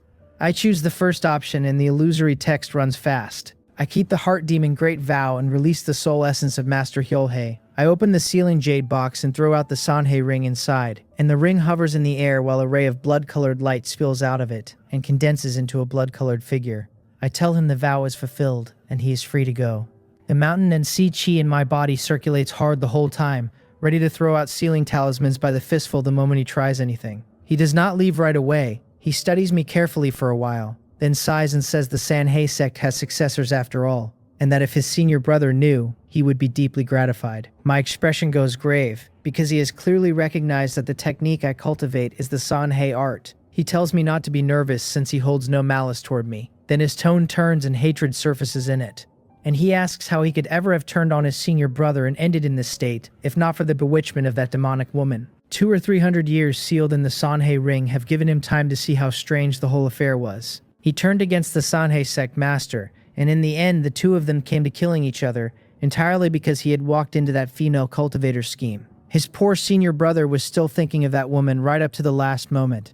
Blood chi rolls around his figure while he says it, and his state of mind is nowhere near calm. That leaves me a little stunned. The intelligence I have gathered over the years says the Sanhei sect master and Master Hyolhei were fellow disciples who later ended up on opposite sides because of a female cultivator. But the details were never clear, since the matter touched the privacy of immortal masters and 200 or 300 years have buried most of it. Now listening to him, it sounds as though both immortal masters were schemed against by the same woman. Then he asks me for another jade slip. I have no idea what he wants with it, but a jade slip is nothing to me, so I take one out. He presses it to his forehead for a while, then tells me in a calm voice that it holds the cultivation techniques, secret techniques and skill legacy he practiced. None of it is any use to him now, he says, and he is giving all of it to me. My thoughts surge, and I end up asking what an immortal master like him intends to do next. In the first simulation, the second, and this one, he has been desperate to perform possession and restore his strength even with almost no lifespan left, which means there is something he badly wants finished. He sneers and answers that he means to find that demonic woman and take revenge for himself and for his senior brother. Then his figure blurs fast and he is gone, the Sanhei ring going with him, so the woman is still alive. I watch the empty air where he stood and turn it over.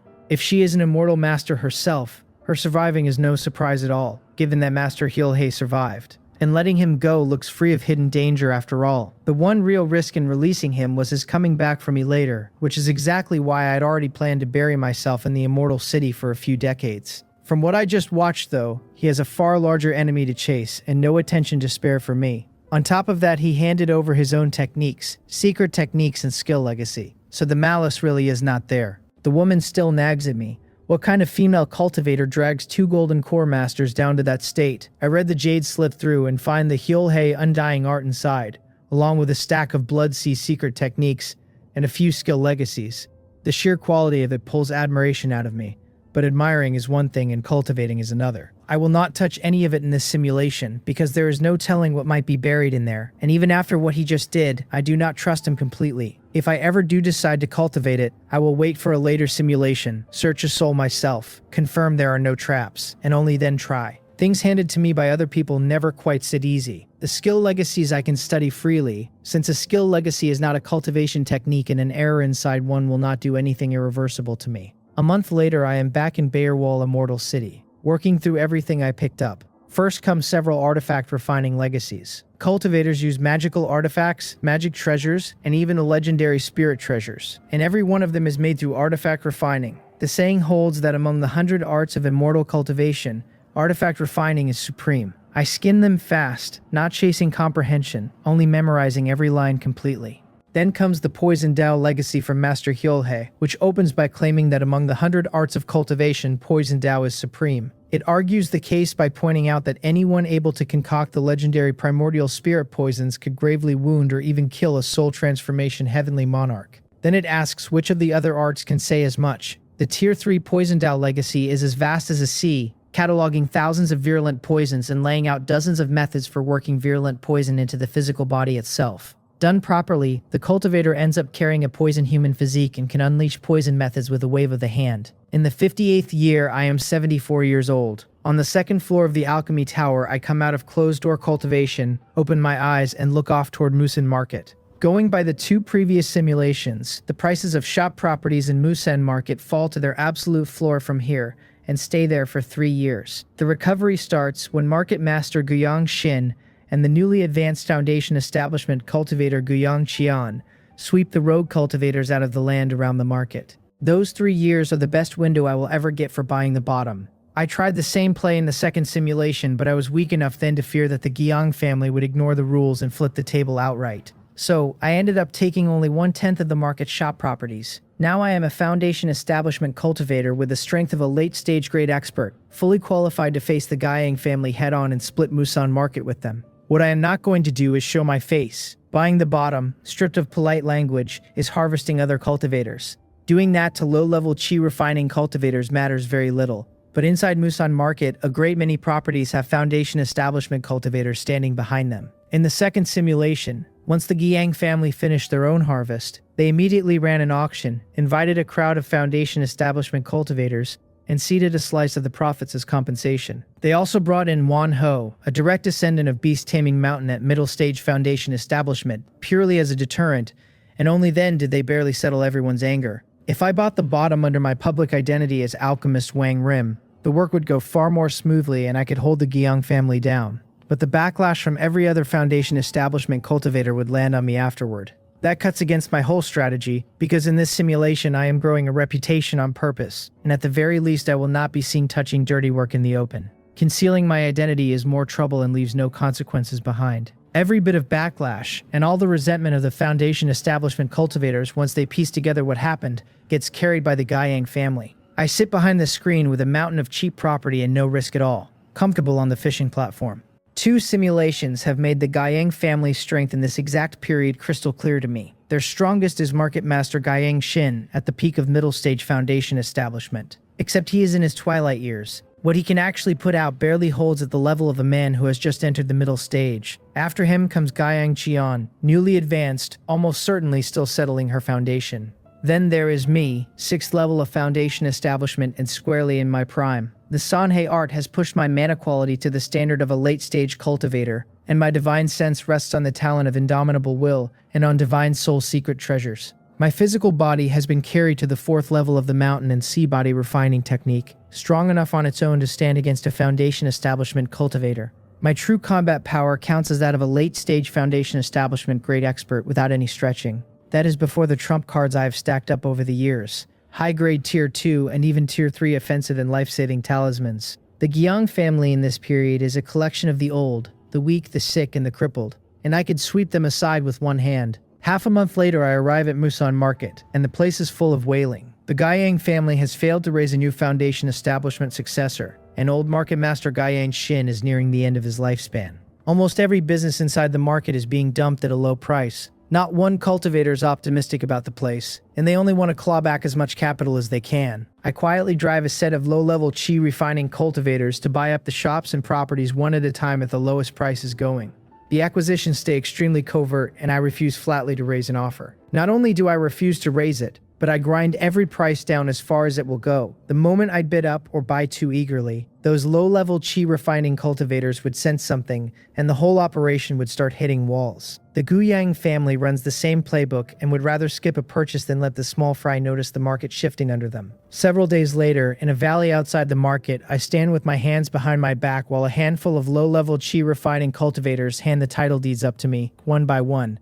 My face and build are disguised through transformation, and what they see is a cold-faced middle-aged man in a black robe. They tell me, trembling, that these are the deeds they have managed to acquire. I make a small sound of acknowledgement, take the deeds, and soul search every one of them on the spot. With my divine sense where it stands now, searching a chi refining cultivator will not turn him into an idiot. He simply drops unconscious for a while and then comes back. Once I confirm none of them are hiding anything or running small tricks, I turn toward the mouth of the valley, smile, and tell the fellow Taoist waiting there that hiding has stopped being meaningful now that he has come. A few breaths later, a figure in a yellow robe walks out, an old man of medium build with gray hair and beard and bronze-colored skin. Market Master Gyang Shin. He sighs and grants that I have good methods, then asks how I knew. Anyone bold enough to buy up market properties this way has to already know the Gyang family has raised a new foundation establishment cultivator. That is a secret the family guards strictly, known to a few core clansmen and no one else. I look at him quietly and do not answer.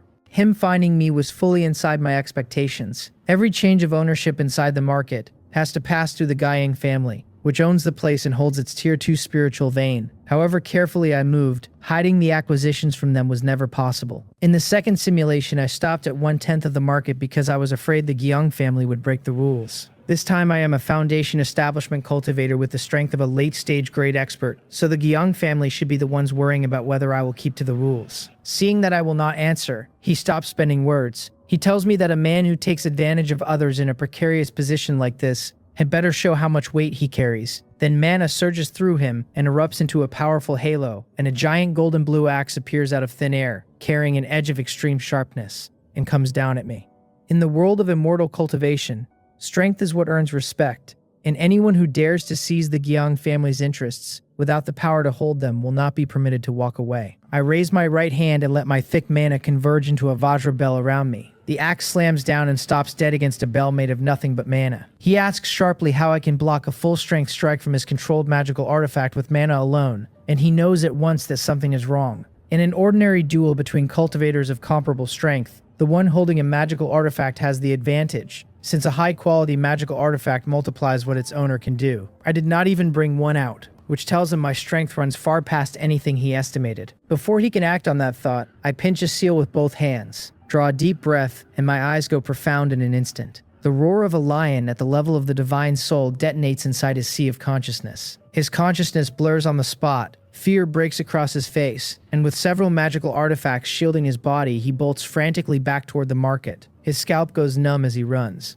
The lion roar sound is a divine sense attack technique common enough among Foundation establishment cultivators, and the reach of its power depends entirely on the caster's divine sense strength. His own divine sense has barely declined despite his age and still stands at the peak of middle-stage Foundation establishment. Blurring a man like that for a full breath takes a genuine late-stage Foundation establishment great expert, and nobody less. Then it dawns on him that he is not dead, and not even injured. He steadies his churning divine sense enough to look back into the valley. The cold-faced man in the black robe hangs in the air with his hands behind his back and profound eyes fixed on him. The thought lands in him that I held back, because if I had struck in earnest, he would be gravely wounded at the very least. Then a hoarse voice arrives at his ear along a thread of divine sense, telling him that of Musan Market I will be taking only half. His heart shakes, and now he knows exactly why he is still breathing. I watch Market Master Guiyang Xin flee in a panic, and I let him go. With my strength as it stands, wiping out the master of Musan Market would not be difficult. He is only a middle-stage foundation establishment cultivator in his twilight years, well off his peak, and he could never outrun a pursuit of mine.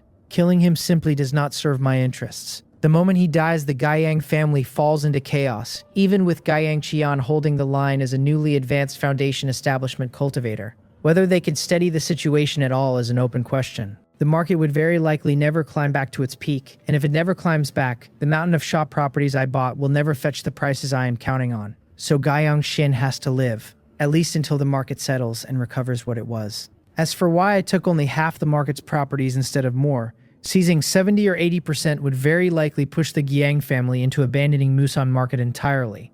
If they cannot afford to offend me, nothing stops them from simply leaving. They might even pay a ruinous price to bring in other late-stage foundation establishment cultivators to stand against me. Half of the market's revenue sits right at the line the Guiyang family can still swallow, and though it wounds them badly, it will not drive them to desperate measures. I hang in the air with an aura coming off me that would make most men's hearts skip, and I sigh at how far this is carried without my noticing. In the first simulation, I was an ant to the Guiyang family and could not have gotten in front of Market Master Guiyang Xin at all. In the second, I was still shaking, and even knowing exactly how the market would move, I did not dare go all in on the bottom. I was afraid the Guiyang family would ignore the rules and come at me directly. In this one, a man as strong as Guiyang Xin can do nothing but run, and I was going easy on him while he did it. In the 59th year, I am 75. I keep quietly acquiring shop properties, and the Guiyang family no longer dares to stop me, so they simply buy alongside me in secret. I stand on the clouds looking down at the low cultivators wailing through the market, and my thoughts stay calm. Any of them with enough clear thinking could have dodged this harvest entirely, because all it takes is refusing to sell. Nobody can openly force a sale, and a man who holds out to the end at least breaks even. Under the atmosphere the Guiyang family has deliberately built, with everyone nearby wailing, almost none of them can stand the pressure. Each one tells himself that if he does not sell now, he will never sell once Market Master Guiyang Xin actually dies of old age. Musan Market sits on a Tier 2 spiritual vein, so even if the Guiyang family falls, other foundation establishment powers will move in. But a new owner will not honor shop deeds issued in the Guiyang family's era. In the 60th year, I am 76. Once I hold half the market's shop properties, I stop, because the Guiyang family needs a road left open. Only then will they have the motivation to revive the market, and only then will the properties in my hands sell high. I return to the Immortal City and go back to cultivating while I wait for word that Musan Market is recovered. In the 61st year, I am 77, and Deputy Leader Yu Ryu comes to report on the Chamber of Commerce. On my earlier instructions, the Cheongwan Chamber of Commerce has already shifted its focus away from Musan Market to other markets. After the first round of accumulation, it has settled onto an honest path, holding stable profits even without my timely warnings about what to stockpile. She reports quietly that Market Master Guiyang Xin has lately been taking the newly advanced Guiyang Qian out to clear the rogue cultivators near the market. I nod, calm. My involvement in this simulation cut the Guiyang family's harvest down sharply, but the key trend is not bent, and the final outcome will not shift far. In the 62nd year, I am 78, and Musan Market recovers fast under the Guiyang family's strenuous work. To settle accounts with the foundation establishment cultivators who lost property, the family stages an auction as a pretext, invites another direct line foundation establishment cultivator from Beast Taming Mountain to hold the room, promises compensation, and only barely calms everyone down. Another direct line cultivator out of Beast Taming Mountain. In the second simulation, the man they called was Wan Ho, except in this run, Wan Ho never entered the foundation establishment stage at all. Back then, I assumed they leaned on Wan Ho because his Dark Demon Eagle came out of Musan Market. Here, there is no visible connection between the two at all, and they still ended up with a direct line Beast Taming Mountain cultivator standing in their hall, which tells me the tie is old and buried deep. I cannot help feeling lucky about the decision to take only half. If I had pushed the Guiyang family to the wall, and they had simply invited a Beast Taming Mountain cultivator to take the market over outright, I would have walked away with nothing. Beast Taming Mountain is a false core level power with close to 20 foundation establishment cultivators and no shortage of strong late stage ones among them. I file the intelligence away for later runs. This simulation has handed me a great deal that will keep. Yu Mountain that trapped Dachun for decades, Master Hyole, and that Fire Essence Jujube tree on the edge of the Beast Taming Mountain range are all reusable. In the 63rd year I am 79, and Musan market has fully stabilized and returned to its old prosperity, so I begin to sell. Within several months, every shop property I bought is gone, and after costs my net profit comes to 520,000 spirit stones. That is a good fraction of the Guiyang family's several hundred years of accumulation sitting in my hands. Some special high-end resources in the cultivation world still require barter, but the vast majority of what a man needs can be bought outright. And with enough spirit stones, almost every obstacle from chi refining to late-stage foundation establishment can be smoothed flat. In the 64th year, I am 80, and through deep exchanges with Shim Young-su, my array Dao finally reaches Tier 1 high grade. In the 65th year, I am 81, and I begin looking toward the domain of a Tier 2 array master, working to comprehend everything I have gathered. Through all these years, I have never stopped buying skill legacies either, and my method with them has not changed. Memorize first and understand later, then chew them over whenever the time comes. In the 66th year, I am 82. On the second floor of the Alchemy Tower, I open my eyes at the end of another stretch of closed-door cultivation. More than 10 years of bitter work have carried me close to the peak of the 6th level of foundation establishment. 82 carries a particular weight for me, because it is where the second simulation ended. From this moment on, the legacies of both previous runs are spent, and I no longer know which way anything goes. Whatever height I reach in the simulation turns into the foundation for the next one and the one after that. I walk out of the Alchemy Tower into the courtyard, and two young beautiful maidservants press up to me at once. Chunhua and Chuwal, the original pair, grew old enough that I arranged work for them at the Cheongwon Chamber of Commerce. They served at my side for decades, and both took their alchemy to Tier 1 medium grade. With the chamber's protection behind them, they need only refine medium and low-grade medicinal pills to live very comfortably. Wings beat overhead, and a large black eagle drops in front of me, jet black eyes rolling as it rubs its head against me. I ask whether it has already hit the peak of early stage Tier 2 and wants a run at the middle stage. I signed a spirit pet contract with the Dark Demon Eagle long ago, and after this many years together, its meaning is never hard to read. The middle stage of Tier 2 corresponds to a middle stage foundation establishment cultivator. I look Little Black over carefully and find the state genuinely good, and I sigh inwardly that an Earth-grade bloodline earns every word of its reputation. Only 18 years have passed since the Dark Demon Eagle crossed into Tier 2. 18 years covered the whole accumulation from early stage to middle stage, a shade faster than other Earth-grade bloodlines at the same level. Much of that credit is mine, since Little Black has not had a single hard day since it fell into my hands. Even its mates get rotated regularly, and Beast Taming Mountain has brought over nearly every female eagle they own for the purpose. I tell it to go ahead and break through. The breakthrough does not happen in the Alchemy Tower. The spiritual chi there is fine, but a demon beast of that size cannot perfectly control its own aura while crossing a stage. And a demon beast makes a very different sort of commotion than a cultivator does, so I rent a larger immortal cave for it. Half a month later, I stand at the edge of that immortal cave and watch the great black eagle in the distance erupt with surging demon beast power. A chi-refining cultivator standing in front of that pressure would take real damage to body and mind, possibly the lasting kind. It is middle stage Tier 2 now, and the sight pulls a smile out of me, because it crossed over without a single pill to help, and rode nothing but its own accumulated foundation. Solid foundation, ample potential, which is nothing at all like me and my breakthrough pill.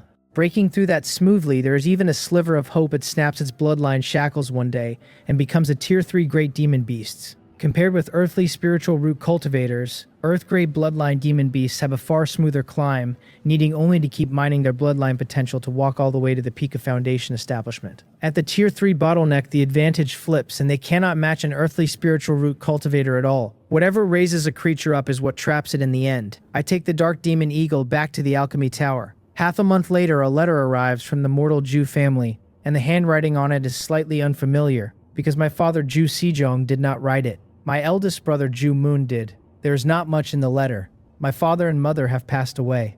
I am 82 this year, and both of them were past 100, which for mortals counts as a long life, longer than most chi-refining cultivators ever manage. They lasted as long as they did mostly because of the health-preserving medicinal pills I sent over now and then. Low-grade things that are more than enough for mortal bodies. My thoughts settle fast. Set against what happened to my parents in the previous two simulations, living past 100 and going quietly counts as a happy funeral. That night, I leave the immortal city for the mortal Ju family to mourn them in person. My eldest brother Ju Moon and my second brother Ju Mu have both aged past recognition, a few years older than me and deep into their 80s. I ask Ju Moon where Ju Hei is, since Ju Hei is his favorite grandson, carrying a medium-grade spirit root, and on my guidance he joined the Cheongwon Chamber of Commerce. Ju Moon answers quietly that it will take the boy a few more days to get back, because a chi refining cultivator cannot travel at anything close to my speed. After the morning, I go and look at Yu Mountain nearby. Decades have gone by, Dachun has been tracked inside the whole time, and he still has not died. I examine the mountain carefully for a long while and try once more to cast a spell using the essence blood Dachun left behind. And I ask him silently what it is he is up against in there. The spell yields nothing at all. I stand among the clouds watching Yu Mountain a while longer, then turn and leave.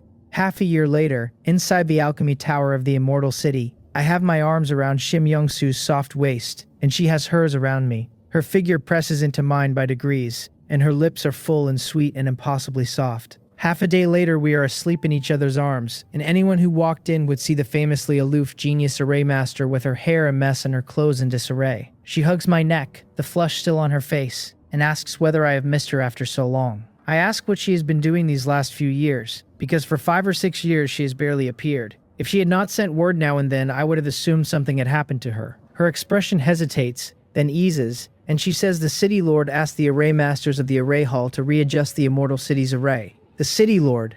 In Bayerwal Immortal City, the only person who answers to that title is Master Bayerwal. I think it over, then ask how the adjustment is being done, and add that she does not need to answer if it puts her in a difficult position. Anything touching the city's array is obviously not hers to hand around, and I saw that hesitation cross her face.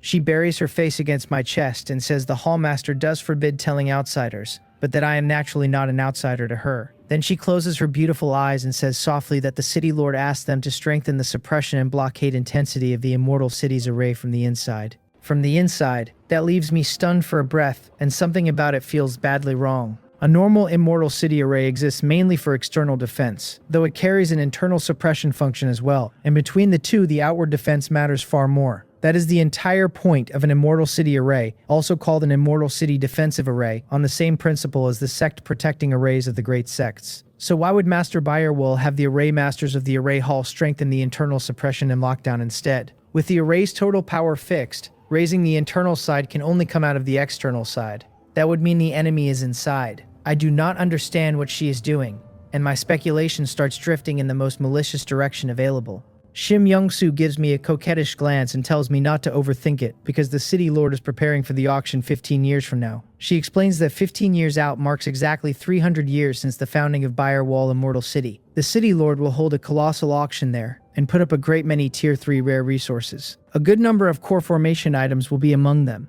and possibly even a core condensation pill. Her beautiful eyes blink lightly while she says it. A crowd of cultivators will attend, Immortal Masters included, and the City Lord strengthened the array's internal suppression precisely to stop any Immortal Master from making trouble inside the walls. I nod because that does explain it, and prevention beats cure. If a core condensation pill really surfaces, an Immortal Master winning it would be fine, but a Foundation Establishment cultivator winning it would be dead the moment he stepped outside, since plenty of aging Immortal Masters with no Golden Core successor would throw away their reputations to take it. A core condensation pill raises the odds of forming a core, and against a Foundation Establishment cultivator, a Golden Core Master needs one Divine Soul attack and nothing else. Shim Young-soo says with feeling that the City Lord is benevolent and thinks of the lower cultivators no matter what else is happening. In practical terms, she is right, because a weak cultivator who wins a treasure has nothing to fear from his betters, as long as he stays inside the city. A Foundation Establishment cultivator holding a core condensation pill could sit down and break into core formation right there. I nod again. Founding Bayerwal, Immortal City, standing up for the loose cultivators of the world. And now this arrangement all earn her the word benevolent. Something in me still refuses to settle.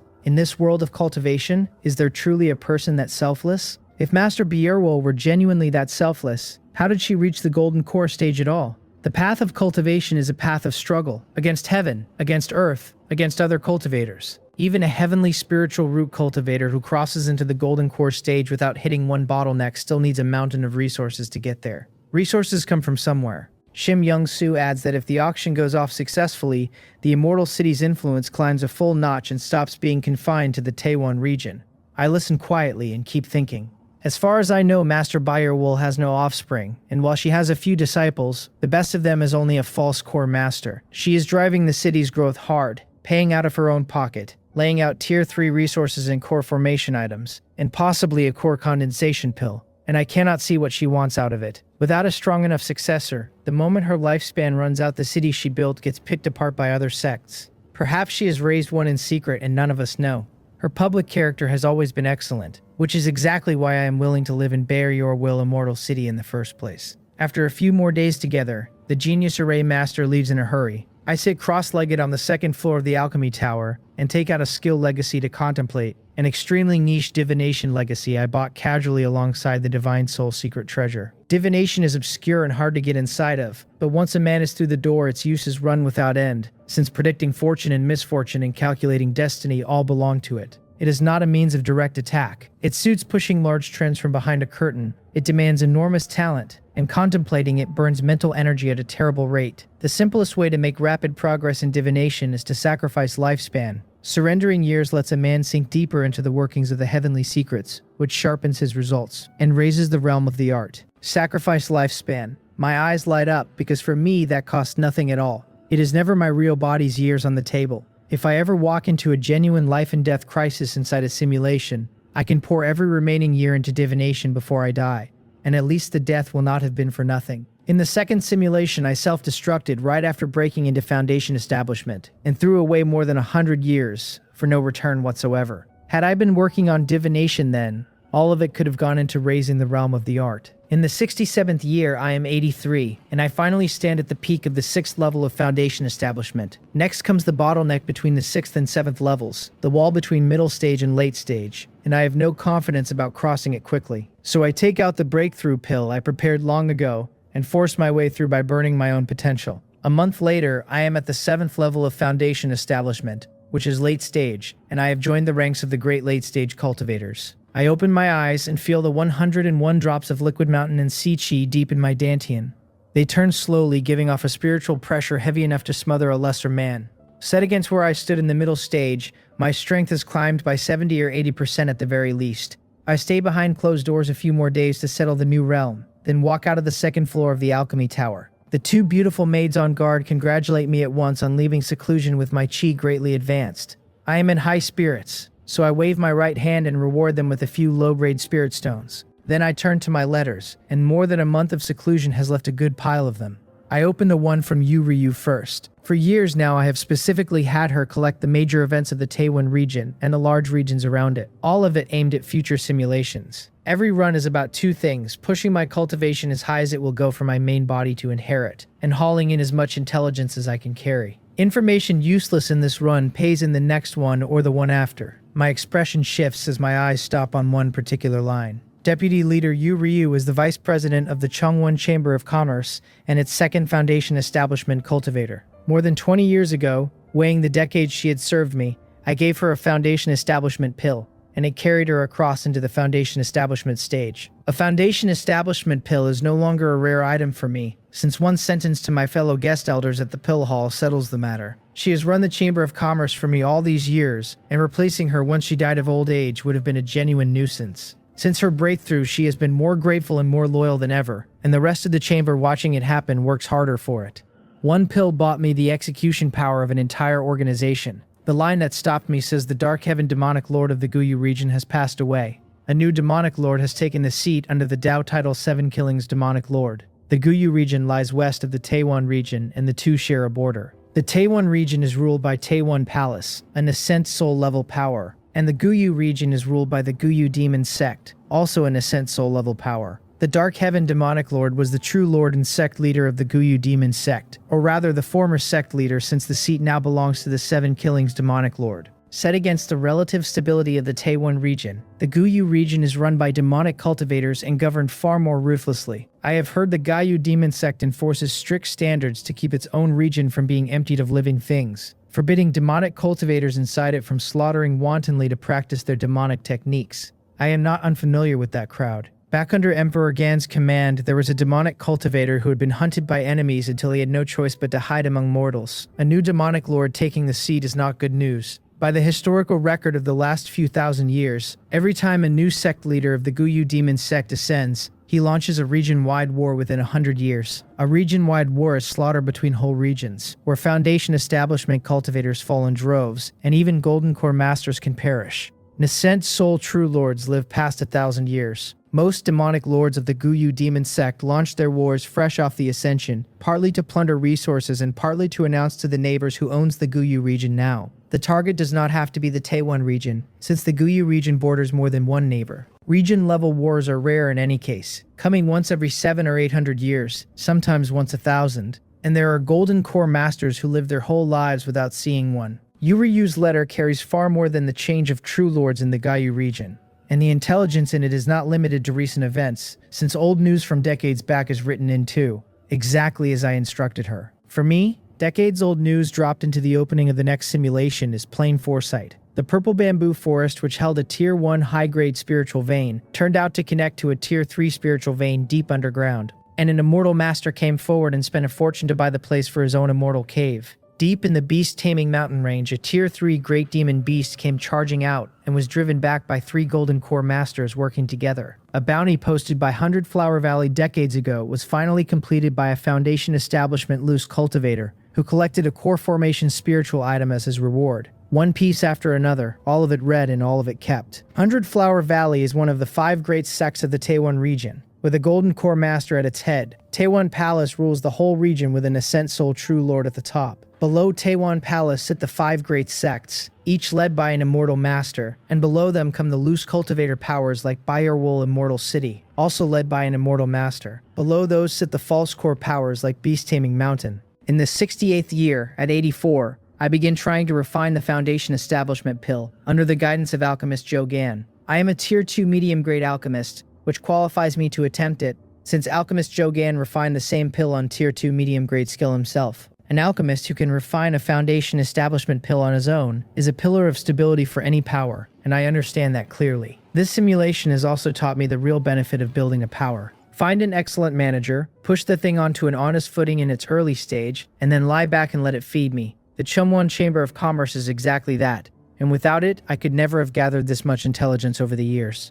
Alchemist Joe Gan looks at the black waste in the pill furnace, shakes his head slightly and says it is a pity, still a little off. My attempt has failed. I go back over every detail of the process carefully and come out of it thoughtful. Then I smile at him and say I have not yet congratulated him on his promotion to Tier 2 high-grade alchemist. A Tier 2 high-grade alchemist stands among the top ranks even inside the pill hall, below only the hall master and the 2 vice hall masters. And the 4 elders who actually run the pill hall these days are Tier 2 high-grade themselves. He laughs, thoroughly pleased. Then I ask him whether that colossal auction in the Immortal City, still more than 10 years out, really will have a core condensation pill in it. Shim Young-soo only guessed there might be one, and a guess settles nothing. His expression turns slightly serious and he lowers his voice and he says there is. Waves rise in me at that because if it is true, I am prepared to sell every asset I own to fight for it. He starts to say something further about that pill. Then a soul-shaking fluctuation comes rolling quietly over us, and both of our expressions change. He walks out fast and I follow at his heels. My gaze pushes through the layered defensive arrays of the Immortal City and finds a red glow on the distant horizon. The glow rolls toward the city at speed and stops outside the walls, where it becomes a vast and mighty sea of blood.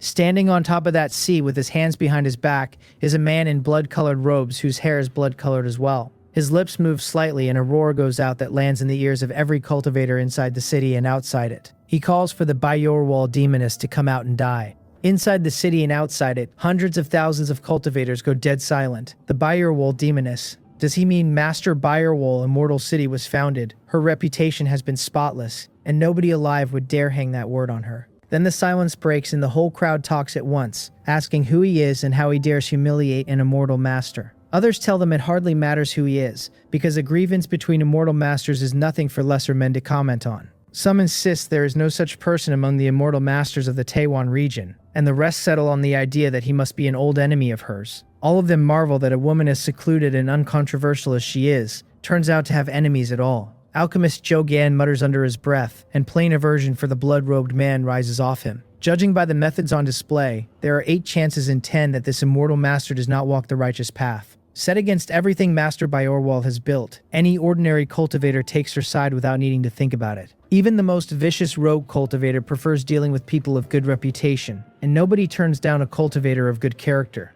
I stand there half-dazed. The blood-robed man's face and build have changed, but I am certain who he is. Master Hyolhae. More than 10 years ago, I honored the Heart Demon Great Vow and let him walk away, and I never imagined we would meet again, least of all like this. The demoness. If the word in his mouth means Master Bayerwool, then she is the female cultivator who drove the Sanhei sect Master and Master Hyolhei into killing each other hundreds of years ago. My heart goes cold because for decades I have been quietly investigating who that woman was and what kind of peerless beauty she carried. And it never once occurred to me that she was standing beside me the whole time, that I had spent decades living under her nose. A sigh sounds out above the city, like jade rinsed in a hot spring, melodious and ethereal, and carrying a saintly compassion for the world. A blurred figure hangs over the immortal city with nobody catching the moment she arrived. Through the blur, she resolves into a female cultivator with a graceful figure in a white dress. For an instant, an azure moon rises behind her and lights every direction of heaven and earth. The hundreds of thousands below turn fanatical the moment they recognize her. For 300 years, Master Bayerwool has never shifted from her original intention, always standing behind loose cultivators and lower-tier cultivators,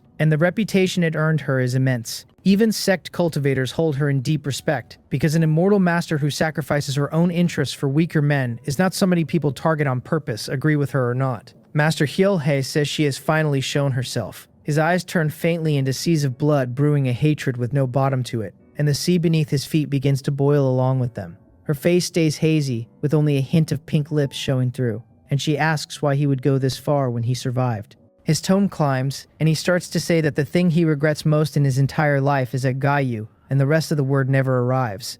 She raises her right hand and presses it slowly toward him. In a split second, an azure moon crosses the sky and comes down over the surging sea of blood with a crushing weight. He laughs wildly and tells her to let him see what progress this demoness has made in 300 years. And as he says it, his blood-colored hair goes ash-gray in an instant, and an aura infinitely close to middle-stage core formation erupts out of him, burning his origin and everything under it. I watch from below with a solemn face, because he has clearly reached for a taboo secret technique, and even if he wins this fight, he does not survive it. He never intended to walk away at all. He means to perish together with Master Bayerwool, or at the very least to leave her gravely wounded. High above the city, two massive auras collide, and the aftermath of magical power shakes heaven and earth. He goes completely mad, screaming for the demoness to die with him and go down together to see his senior brother. And the sea of blood under his feet catches fire, and his physical body burns with it. Master Bayerwool furrows her brows slightly, says he is being noisy, and extends her right hand a second time. A giant palm of pure magical power condenses in the same breath and closes on him. Everywhere the palm passes, the aftermath is smooth flat, and his burning magical aura gets suppressed at speed. He clearly did not expect any of this, and shock and fury break into his voice as he says the demoness has actually stepped into the late stage. Then the heaven-covering palm takes hold of him along with the sea of blood beneath his feet, and grips all of it at once. A low sound of self-detonation comes from inside the palm, and quiet returns immediately after. She stands proudly in the clouds, looks down at the hundreds of thousands below, and her figure drops away and vanishes from sight. The crowd erupts. They ask each other whether she won, then answer themselves that of course she did. An immortal master has boundless magical power, they say, and no mere evil path core formation cultivator could touch her. They wonder aloud whether that last move carried the might of late-stage core formation. A smaller number of middle and late-stage foundation establishment cultivators and several golden core masters change expression instead. The force she released at the end, and the final roar out of that evil path immortal master, both say she is not at middle stage core formation but late stage. Late stage core formation is also called a great immortal master, able to annihilate early and middle stage immortal masters and holding real hope of breaking into the nascent soul. A great immortal master. My mind trembles at the word. Decades ago, Master Bayerwool failed her breakthrough to the late stage, and I remember sighing over the news when it came. She concealed the late stage realm on purpose, and I want very badly to know what for. My thoughts keep turning. If she truly is the demoness in Master Hyolhei's mouth, then the foundation of trust I built toward her has just cracked through. Master Hyolhei was no righteous path immortal master, and that sect master of the Sanhei sect can safely be assumed to have been no better. But a woman who moved among those two and set them at each other's throats is not likely to be a good person either. The part that matters most is what it makes me. If the Sanhei sect master and Master Hyolhei both carried an irreconcilable hatred for her, then my position is ugly. I am a legitimate successor of the Sanhei sect cultivating the Sanhei art, which makes me a root she would want pulled out of the ground. I look around at hundreds of thousands of joyful faces inside and outside. Bayerwool, Immortal City. Every one of them is delighted that she crushed and killed Master Hyolhei and showed the strength of a great immortal master doing it. What forms in me instead is the idea of running. This Bayerwool Immortal City can no longer be lived in. Outside the simulation, the corners of my mouth twitch. The thought that surfaces is whether Master Bayerwool might be farming credit too. There is no basis for it whatsoever, only instinct. My angle is not the angle of other cultivators, since I hold the legacy of the Sanhei sect and have spoken with Master Hyolhei face to face. Several simulations have taught me that this cultivation world genuinely contains people who live by not troubling anyone who has not troubled them, but single-minded concern for lower cultivators, and defending sect powers for the sake of loose cultivators she has never met. Reads strange no matter how I turn it over. Most of all, I hold the same intention myself in this simulation. That is exactly why I have been so careful about my reputation, and why my public identity can never be tied to dirty work. If she really means to cash out, what would cashing out even look like? Attacking the hundreds of thousands of cultivators inside the Immortal City, suppressing them with the Guardian Array and refining an entire city of cultivators. Shim Young-soo let slip inside the simulation that Master Bayerwool had the city's array adjusted to raise its internal suppression and lockdown, which is what feeds the speculation at all. Whether she could actually manage it is a separate question, and I have doubts. Hundreds of thousands of cultivators are not roadside weeds with no idea how to resist, and because of the Tier 3 spiritual vein beneath the city, there are several Golden Core Masters stationed inside it. A late-stage Golden Core Master commands terrifying methods, but even with the Grand Array helping, refining hundreds of thousands of cultivators, including multiple Golden Core Masters, is a very tall order. Drag the work out too long, alert that true lord at Taewon Palace, and even a late-stage Golden Core Master dies for certain. So there may be some other backup plan I cannot see. I lack the key information to deduce what she will actually do. None of that stops the version of me inside the simulation from running. In truth, this third run is showing me how Bayorwal Immortal City develops over the coming decades. Without that, I would be running not only in the simulation, but in reality as well. I steady my mind, look at the illusory text, and continue the simulation. However secret her scheming is, watching quietly from inside a simulation will show me all of it. Inside Bayerwool Immortal City, the cheering goes on, and even Alchemist Joe Gan is smiling. Master Bayerwool crushed and killed Master Hyolhei and revealed the cultivation of a late-stage Golden Core Master, and the city's reputation soars on the back of it. A late-stage Golden Core Master guarding the city a man lives in is a very comfortable thing to have, and stacked on everything she had already built, the effect is enormous. Even with my mind made up to run, my face gives away nothing, and I let a trace of heartfelt admiration show through instead, and say the City Lord truly does hide her depths. On the surface, I look exactly like every other cultivator inside the city and outside it. Alchemist Joe Gan sighs that in the Taewon region, every late-stage Golden Core Master receives an invitation from Taewon Palace, and that such an honor is the City Lord's by right. My expression shifts as I catch the edge of something. He confirms, envious, that the true lords of Taewon Palace personally meet every late-stage Golden Core Master and offer them guidance. Meeting an Ascent Soul True Lord and taking instruction from one is beyond anything most cultivators would dare to dream about. So one of the reasons Master Bayerwal hid her late-stage cultivation may simply be that she does not want to meet that Ascent Soul True Lord from Taewon Palace. After talking with Alchemist Joe Gan a while longer, I return to the Alchemy Tower and spend the usual affectionate stretch of time with my two beautiful maids. Then I climb to the third floor, sit cross-legged, and think it through. Running is settled, but how to run is not. It has to be slow, gradual, and planned, because I am a fairly famous Tier 2 alchemist in Bayerwal Immortal City with wide connections. A sudden flight would look wrong to anyone with eyes and might pull the attention of the city's upper echelons onto me. I also cannot only think about leaving. I have to choose where to land. As a late-stage Foundation Establishment cultivator, my daily cultivation needs a high-grade Tier 2 spiritual vein environment. At the absolute minimum, I stand and go down to the basement of the Alchemy Tower, where I raise my spirit medicine and spirit materials. No alchemist can rely entirely on what he buys from outside, so I grow a portion of what my own alchemy consumes. Every alchemist dabbles in the skills of a spirit planter, and I am no exception. On that first basement level, I go over the spirit materials and spirit medicine I have been raising, and collect them one at a time. The Chamber of Commerce recently bought a spiritual vein site with a spiritual chi concentration at Tier 2 medium grade, and a spirit gathering array could push it to Tier 2 high grade. For the leaving itself, my first excuse is a buying trip for spirit medicine and spirit materials. Later, the reason becomes overseeing the Chamber of Commerce's stronghold and raising a successor for it, which is perfectly reasonable work for the head of the Changwon Chamber of Commerce. Not every Foundation Establishment cultivator lives inside the Immortal City forever after all, since Market Master Guiyang Shin sits on Musen Market and hardly ever leaves it. With everything ready, I walk out to the courtyard and put the Dark Demon Eagle into my spirit pet bag. The two beautiful maids come over on light steps, and I tell them calmly that I am going out to buy spirit materials and spirit medicine, and that anyone who calls on me should be told exactly that. They agree without a flicker of suspicion, because for decades now I have left the city on buying trips at regular intervals, and they are long used to it. Then I look at them, Think for a moment and add that if Deputy Leader Yu Ryu comes carrying my token, they are to do whatever she says. They agree to that at once. Yu Ryu is my trusted subordinate and a Foundation establishment cultivator, and she is essentially my own face on another body.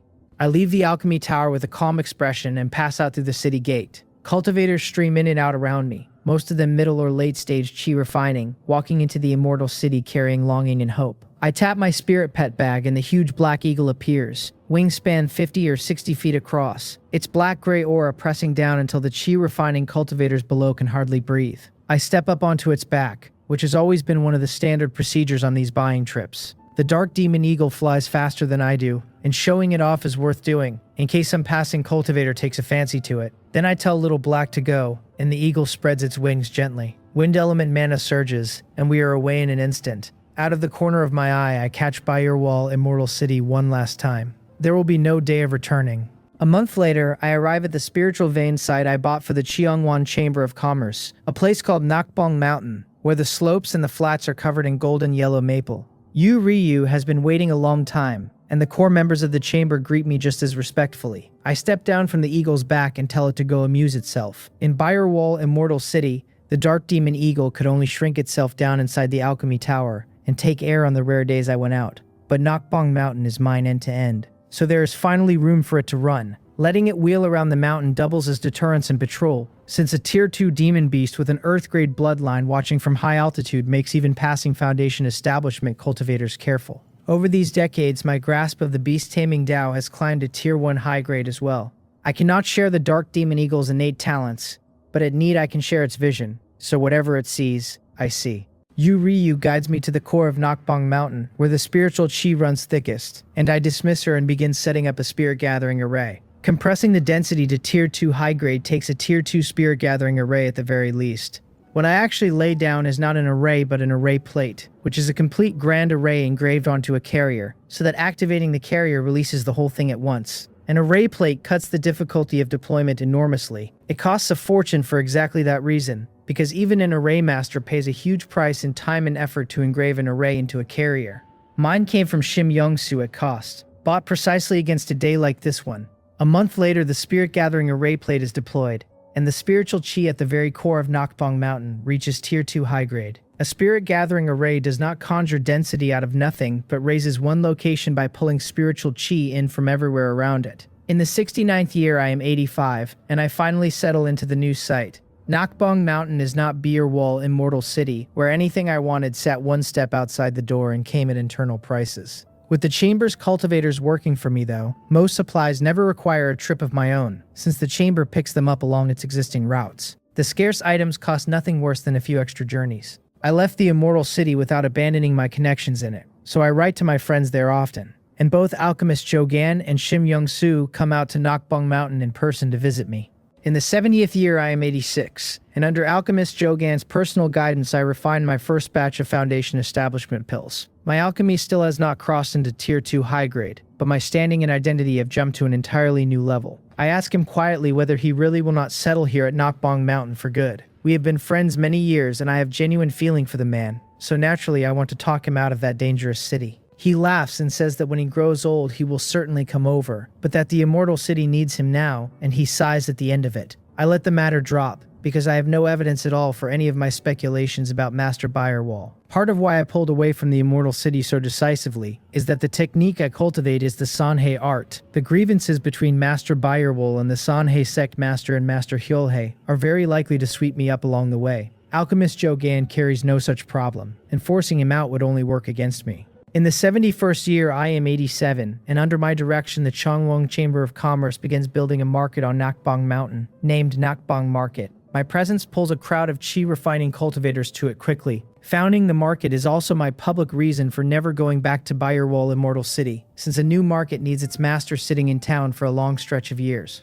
In the 72nd year, I am 88, and Shim Young-soo comes in person to perfect the market's defensive array. That night, she stays in my immortal cave, and afterward, with her face flushed rosy, she says she never expected me to have the idea of founding a market. I tell her that living in this world, a man always needs something to look forward to. Then I ask casually whether Master Birewall has gone to Taewon Palace to meet the true lord. In the Taewon region, Every newly promoted late-stage immortal master is required to make that visit once, by a rule Taiwan Palace itself established. She leans into my arms and says softly that 2 immortal masters did come out from Taiwan Palace, but the city lord refused them, pleading a fresh breakthrough in an unstable realm, and promising to come in a few years. Hearing that, I am more certain than ever that Master Bayerwool has a major problem buried somewhere. In the 73rd year, I am 89, and Nakbong market develops steadily while its name spreads fast through the surrounding country. In the 74th year, I am 90, and when Yu Ryu reports the list of the Chamber's core members, I find Juhei's name on it. He is my eldest brother's favorite grandson, so I begin watching him, and if his character and disposition hold up, I would not mind raising him.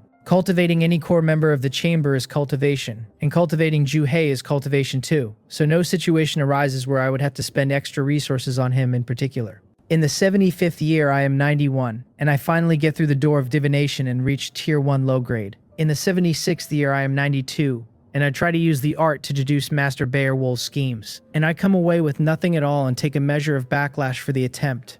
Deducing anything at the level of a golden core master would need my divination raised to tier 3 at the absolute minimum. In the 77th year, I am 93, and Bayerwool Immortal City grows more prosperous by the season, gathering cultivators by the crowd. All of them are coming for the colossal auction 5 years out that marks the city's 300th anniversary. I have a vague sense that if Master Bayerwool truly means to cash out, that auction is when she does it. In the 78th year, I am 94, and I feel myself nearing the peak of the 7th level of Foundation Establishment. In the 79th year, I am 95, and I reach that peak and begin preparing for the breakthrough. In the 80th year, I am 96, and I officially enter the 8th level of Foundation Establishment, one step short of the perfection of the 9th. In the 81st year, I am 97, with 1 year left before the auction, and I write to Shim Yong-su and ask her to come.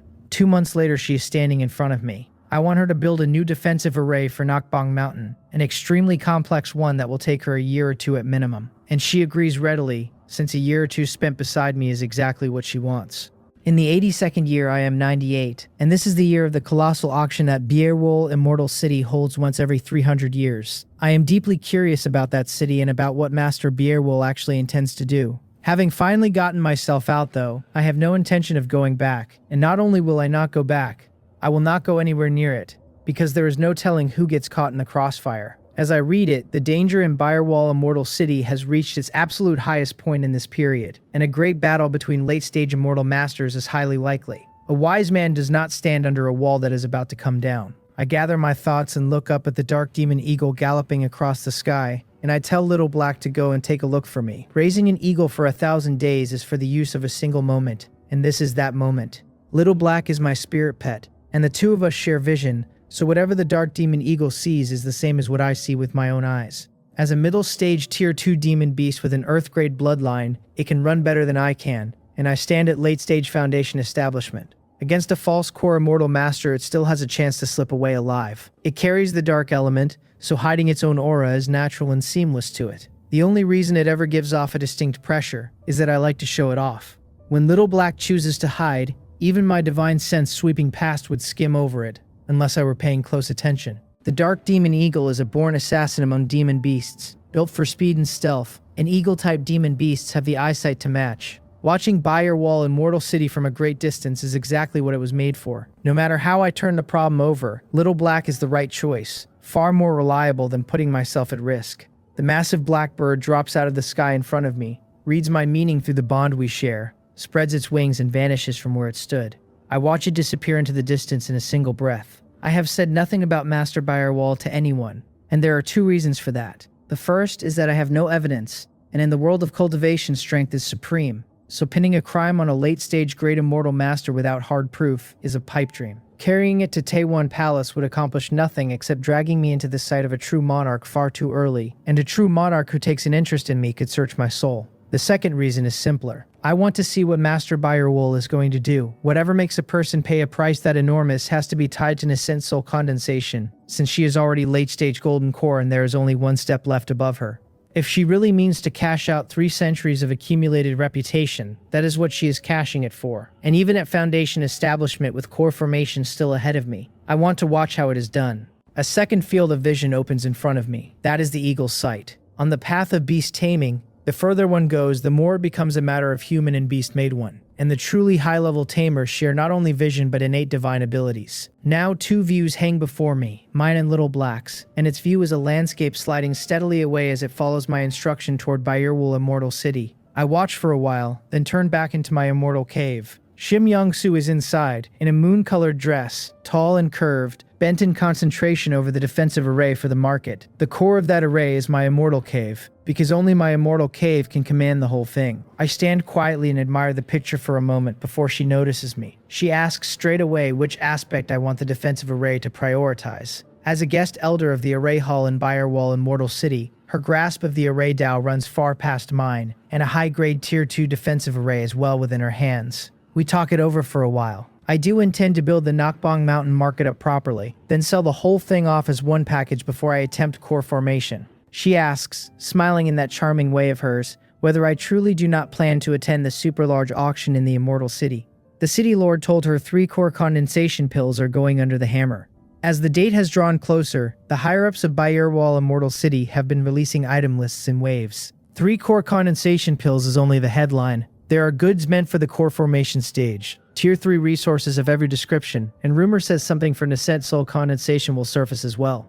Across every auction ever held in the major immortal cities of the Taiwan region, nothing on this scale has happened in a century. I look at her and shake my head, telling her a core condensation pill is not something I can bid on. With publicity like that, there is no counting how many cultivators will crowd in, and the bidders for those pills will not just be Foundation Establishment cultivators. Golden Core Immortal Masters will be in that room. If I liquidated enough of what I own, I could genuinely stand against Immortal Masters at the table. There is no need, because in my eyes, Byerwul Immortal City right now is a dragon's den and a tiger's lair. She sighs softly and agrees. Tier 2 Array Masters are wealthy people, but next to Immortal Masters the comparison collapses on its own. I rub her head and ask casually whether being called out here to set up the array, and missing the auction because of it is going to cost her anything. Bringing her here was a rescue, whether she understands that or not. Over all these years, the two of us have had more fleeting romances than I can count, and I did not want to watch this woman come to a bad end. If she had refused or dragged her feet, I would have let it go without another word. She agreed the moment my request reached her, without stopping to think. Pressing herself against me, she says she does not believe she could compete for the core formation goods anyway. She adds that the City Lord has promised her a core formation item as a reward once the auction closes. Something strange turns over in me when she says it. I keep it behind my teeth and say nothing. 10 days and more slip past. The Dark Demon Eagle reaches the place I named, a small hill several hundred miles out from Byerwul, Immortal City. It settles on the crown of the hill without a sound, that enormous body stirring nothing, leaking no aura at all, and it fixes its stare on the horizon where the city sits. At that distance, the vast Immortal City is a small dot. To the eagle's eyes, it is not a dot at all, and every fine detail of Byerwul Immortal City stands out clearly, down to the cultivators streaming in and out of its gates. Nakbong Mountain, my immortal cave. Through this sight Little Black lends me, I see the city as plainly as it does. Streams of light pour steadily toward the walls, and anyone approaching by flying light is a Foundation Establishment cultivator at minimum. The flow never breaks. With the auction date closing in, the number of Foundation Establishment cultivators inside Byerwul Immortal City has reached a genuinely terrifying figure, and that is before anyone bothers counting the chi refining crowd. It stirs something in me. Foundation Establishment cultivators pass through the Immortal City all the time, but nothing in the ordinary run of things looks like this. 3 core condensation pills and a pile of core formation treasures have pulled in what is probably 10 to 20% of every Foundation Establishment cultivator in the whole Taiwan region. They have brought enough spirit stones, and a fair number of them are carrying debt to be here, all of it staked on those pills and those treasures. If it buys a successful core formation, even a false core, they will call it worth the price. 300 years of reputation, I think to myself, is what it looks like when it is finally spent. Anyone who reaches Foundation Establishment is nobody's fool. On any other day, hearing that some auction had core condensation pills or core formation treasures on the block, they would be full of worries, wondering whether the whole thing is a trap. They would wonder whether the treasure would even work after they emptied their fortune into it, and whether they would walk out alive. This auction has erased all of that. Fighting inside the Immortal City is flatly forbidden, and even a Golden Core Master pays a terrible price for disobeying. With a great Immortal Master like Master Byerwul presiding, no Golden Core Master dares start anything. On top of that, any cultivator who buys breakthrough resources may make the breakthrough inside the city, with a free breakthrough Immortal Cave provided.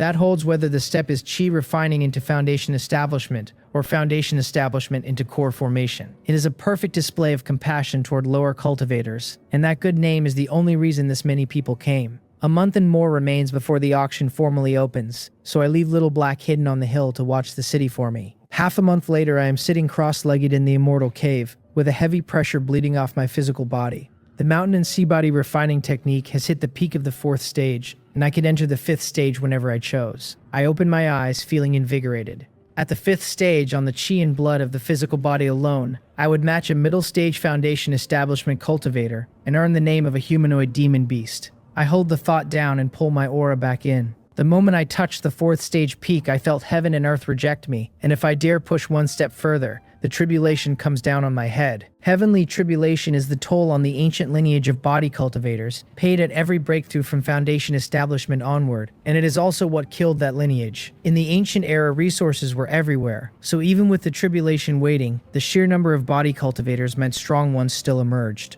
When that era ended, the resources thinned out, the tribulation stayed, and pure body cultivators dwindled to almost nothing. These days, body refining is something a man practices alongside chi refining, not instead of it. I decide to wait until I have cultivated to the 9th level of foundation establishment before touching the 5th stage. With foundation establishment perfection under me, crossing the middle stage tribulation will be steady work. Facing heavenly tribulation on body refining strength alone is a coin flip with my life riding on it. With chi refining strength behind it, the odds of walking out swing hard in my favor. The Sanhei legacy says as much, warning that a 5th stage breakthrough in the mountain and sea body refining technique needs late stage foundation establishment strength supporting it. At perfection, there is no chance of failure at all. Then a different thought changes my expression, because Dashun has none of this. He has no spiritual root, so all I ever gave him was the mountain and sea body refining technique itself. After all these years, he is still not dead, which leaves only one explanation, that he reached foundation establishment through body refining. I take out the drop of essence blood he left me, confirm he is still alive, and let out a breath. I switch to Little Black's perspective and look at that magnificent city again. Only a few days remain, and the entire defensive array of the immortal city is already running at full operation, throwing up layer after layer of radiance. Then something catches my eye. A huge golden flying boat is coming in fast above the clouds, and the aura rolling off it sits well above foundation establishment. The man standing at its head is tall and straight as a drawn sword, with several figures ranked behind him. A golden sword mark is painted on the hull, and I recognize it at once. A golden core master, and one from the Golden Sword sect. My gaze goes hard. The Golden Sword sect is one of the 5 great sects of the Taiwan region, a golden core level power with more than one immortal master presiding over it. Over the following days, I watch immortal masters from other sects come down on Firewall Immortal City one after another. On the last day before the auction opens, an immortal master from Taiwan Palace arrives in person, and Master Firewall comes out to greet him in person. Taiwan Palace is guarding against her then. With that many immortal masters inside the walls, all of them sect immortal masters carrying trump cards, what could Master Firewall possibly do, even holding the city's defensive array in her own hand? I even suspect that Immortal Master carries some means of contacting the nascent sole true monarch of Taiwan Palace on the instant. The moment anything major happens in Firewall Immortal City, the true monarch would know of it. Master Firewall concealing her late-stage realm must be what put Taiwan Palace on edge in the first place. The days run out and the super-large auction officially opens, and I watch the distant city through Little Black's eyes. The defensive array of Firewall Immortal City begins to roar without sound. Layers of radiance spill down and seal the whole city shut. Before the cultivators inside can react, a blue moon climbs out of the city's center, rising above the clouds to 30,000 feet. Master Firewall's figure is hazy up there, her white dress streaming. A fairy come down to save all living things. She takes one last look at the city beneath her. Her lips move, and she declares that today she uses the cultivators of the whole city to seek the path of the true monarch. Above where she stands, under an empty sky, a towering figure 9 feet tall is waiting quietly. Black robe worked with dragon patterns, long black hair loose to his waist, thick brows over a face full of unmatched arrogance. Between those brows, 7 gray star points are condensed and turning slowly, like the wellspring of all evil chi between heaven and earth. The kind of thing gods and ghosts back away from, and no immortal master would dare look at directly. He grants her request in a single word. He looks down at the city with satisfaction, waves his right hand, and a fruit shaped like an infant appears and drops toward Master Firewall below. Then he turns toward the cultivators of the whole city, sealed in and unable to run. and takes a deep breath. Hundreds of miles away, a large black eagle trembles and does not dare make a sound. In the Nakbong Mountain Immortal Cave, borrowing Little Black's eyes, I see Master Birewall ascend, and I see the towering figure standing higher still. An Ascent Soul True Monarch. Shock rolls through me in waves, because even at hundreds of miles I can feel that aura looking down on an entire region. Master Birewall has colluded with a true monarch from another region and sold the lives of millions of cultivators in her own city for the hope of becoming a true monarch herself. In one flash, her whole scheme lies open in front of me.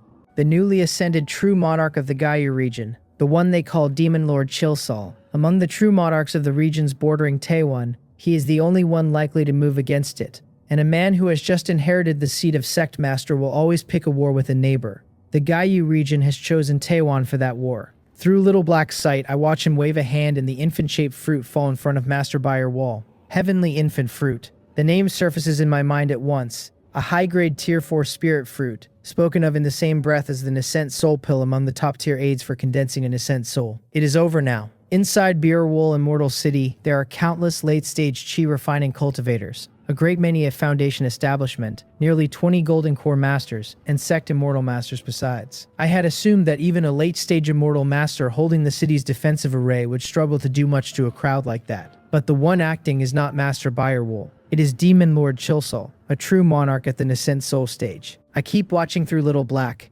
As the breath goes out of him, a black wind rises inside the city and outside it. At first, the power in that wind is low, enough only to reach middle-stage chi refining cultivators, and they go pale one by one and crumble into withered bone. 10 breaths later, the wind has climbed to the late-stage chi refining level, and those cultivators start dropping too. Someone inside names it, the Gayu Demon Sect's secret technique, the Black Annihilation Wind. The Foundation Establishment cultivators go grim and try to scatter, but the city's grand array is running at full power and cutting the inside off from the outside, and even a Golden Core Master could not break through it quickly. The Immortal Master from Taiwan Palace tells the others to hold on and says he has already notified his master, meaning the true monarch Palace Master of the Taiwan region. Hundreds of thousands of miles away, in the hall where Taiwan Palace sits, a purple-robed Taoist is seated cross-legged, and his eyes snap open. He calls the offender audacious, and a hair-raising fluctuation surges out of his whole body. A Nascent Soul rises from the crown of his head holding a purple bell, its surface crawling with purple tadpole-shaped ancient script written in flame.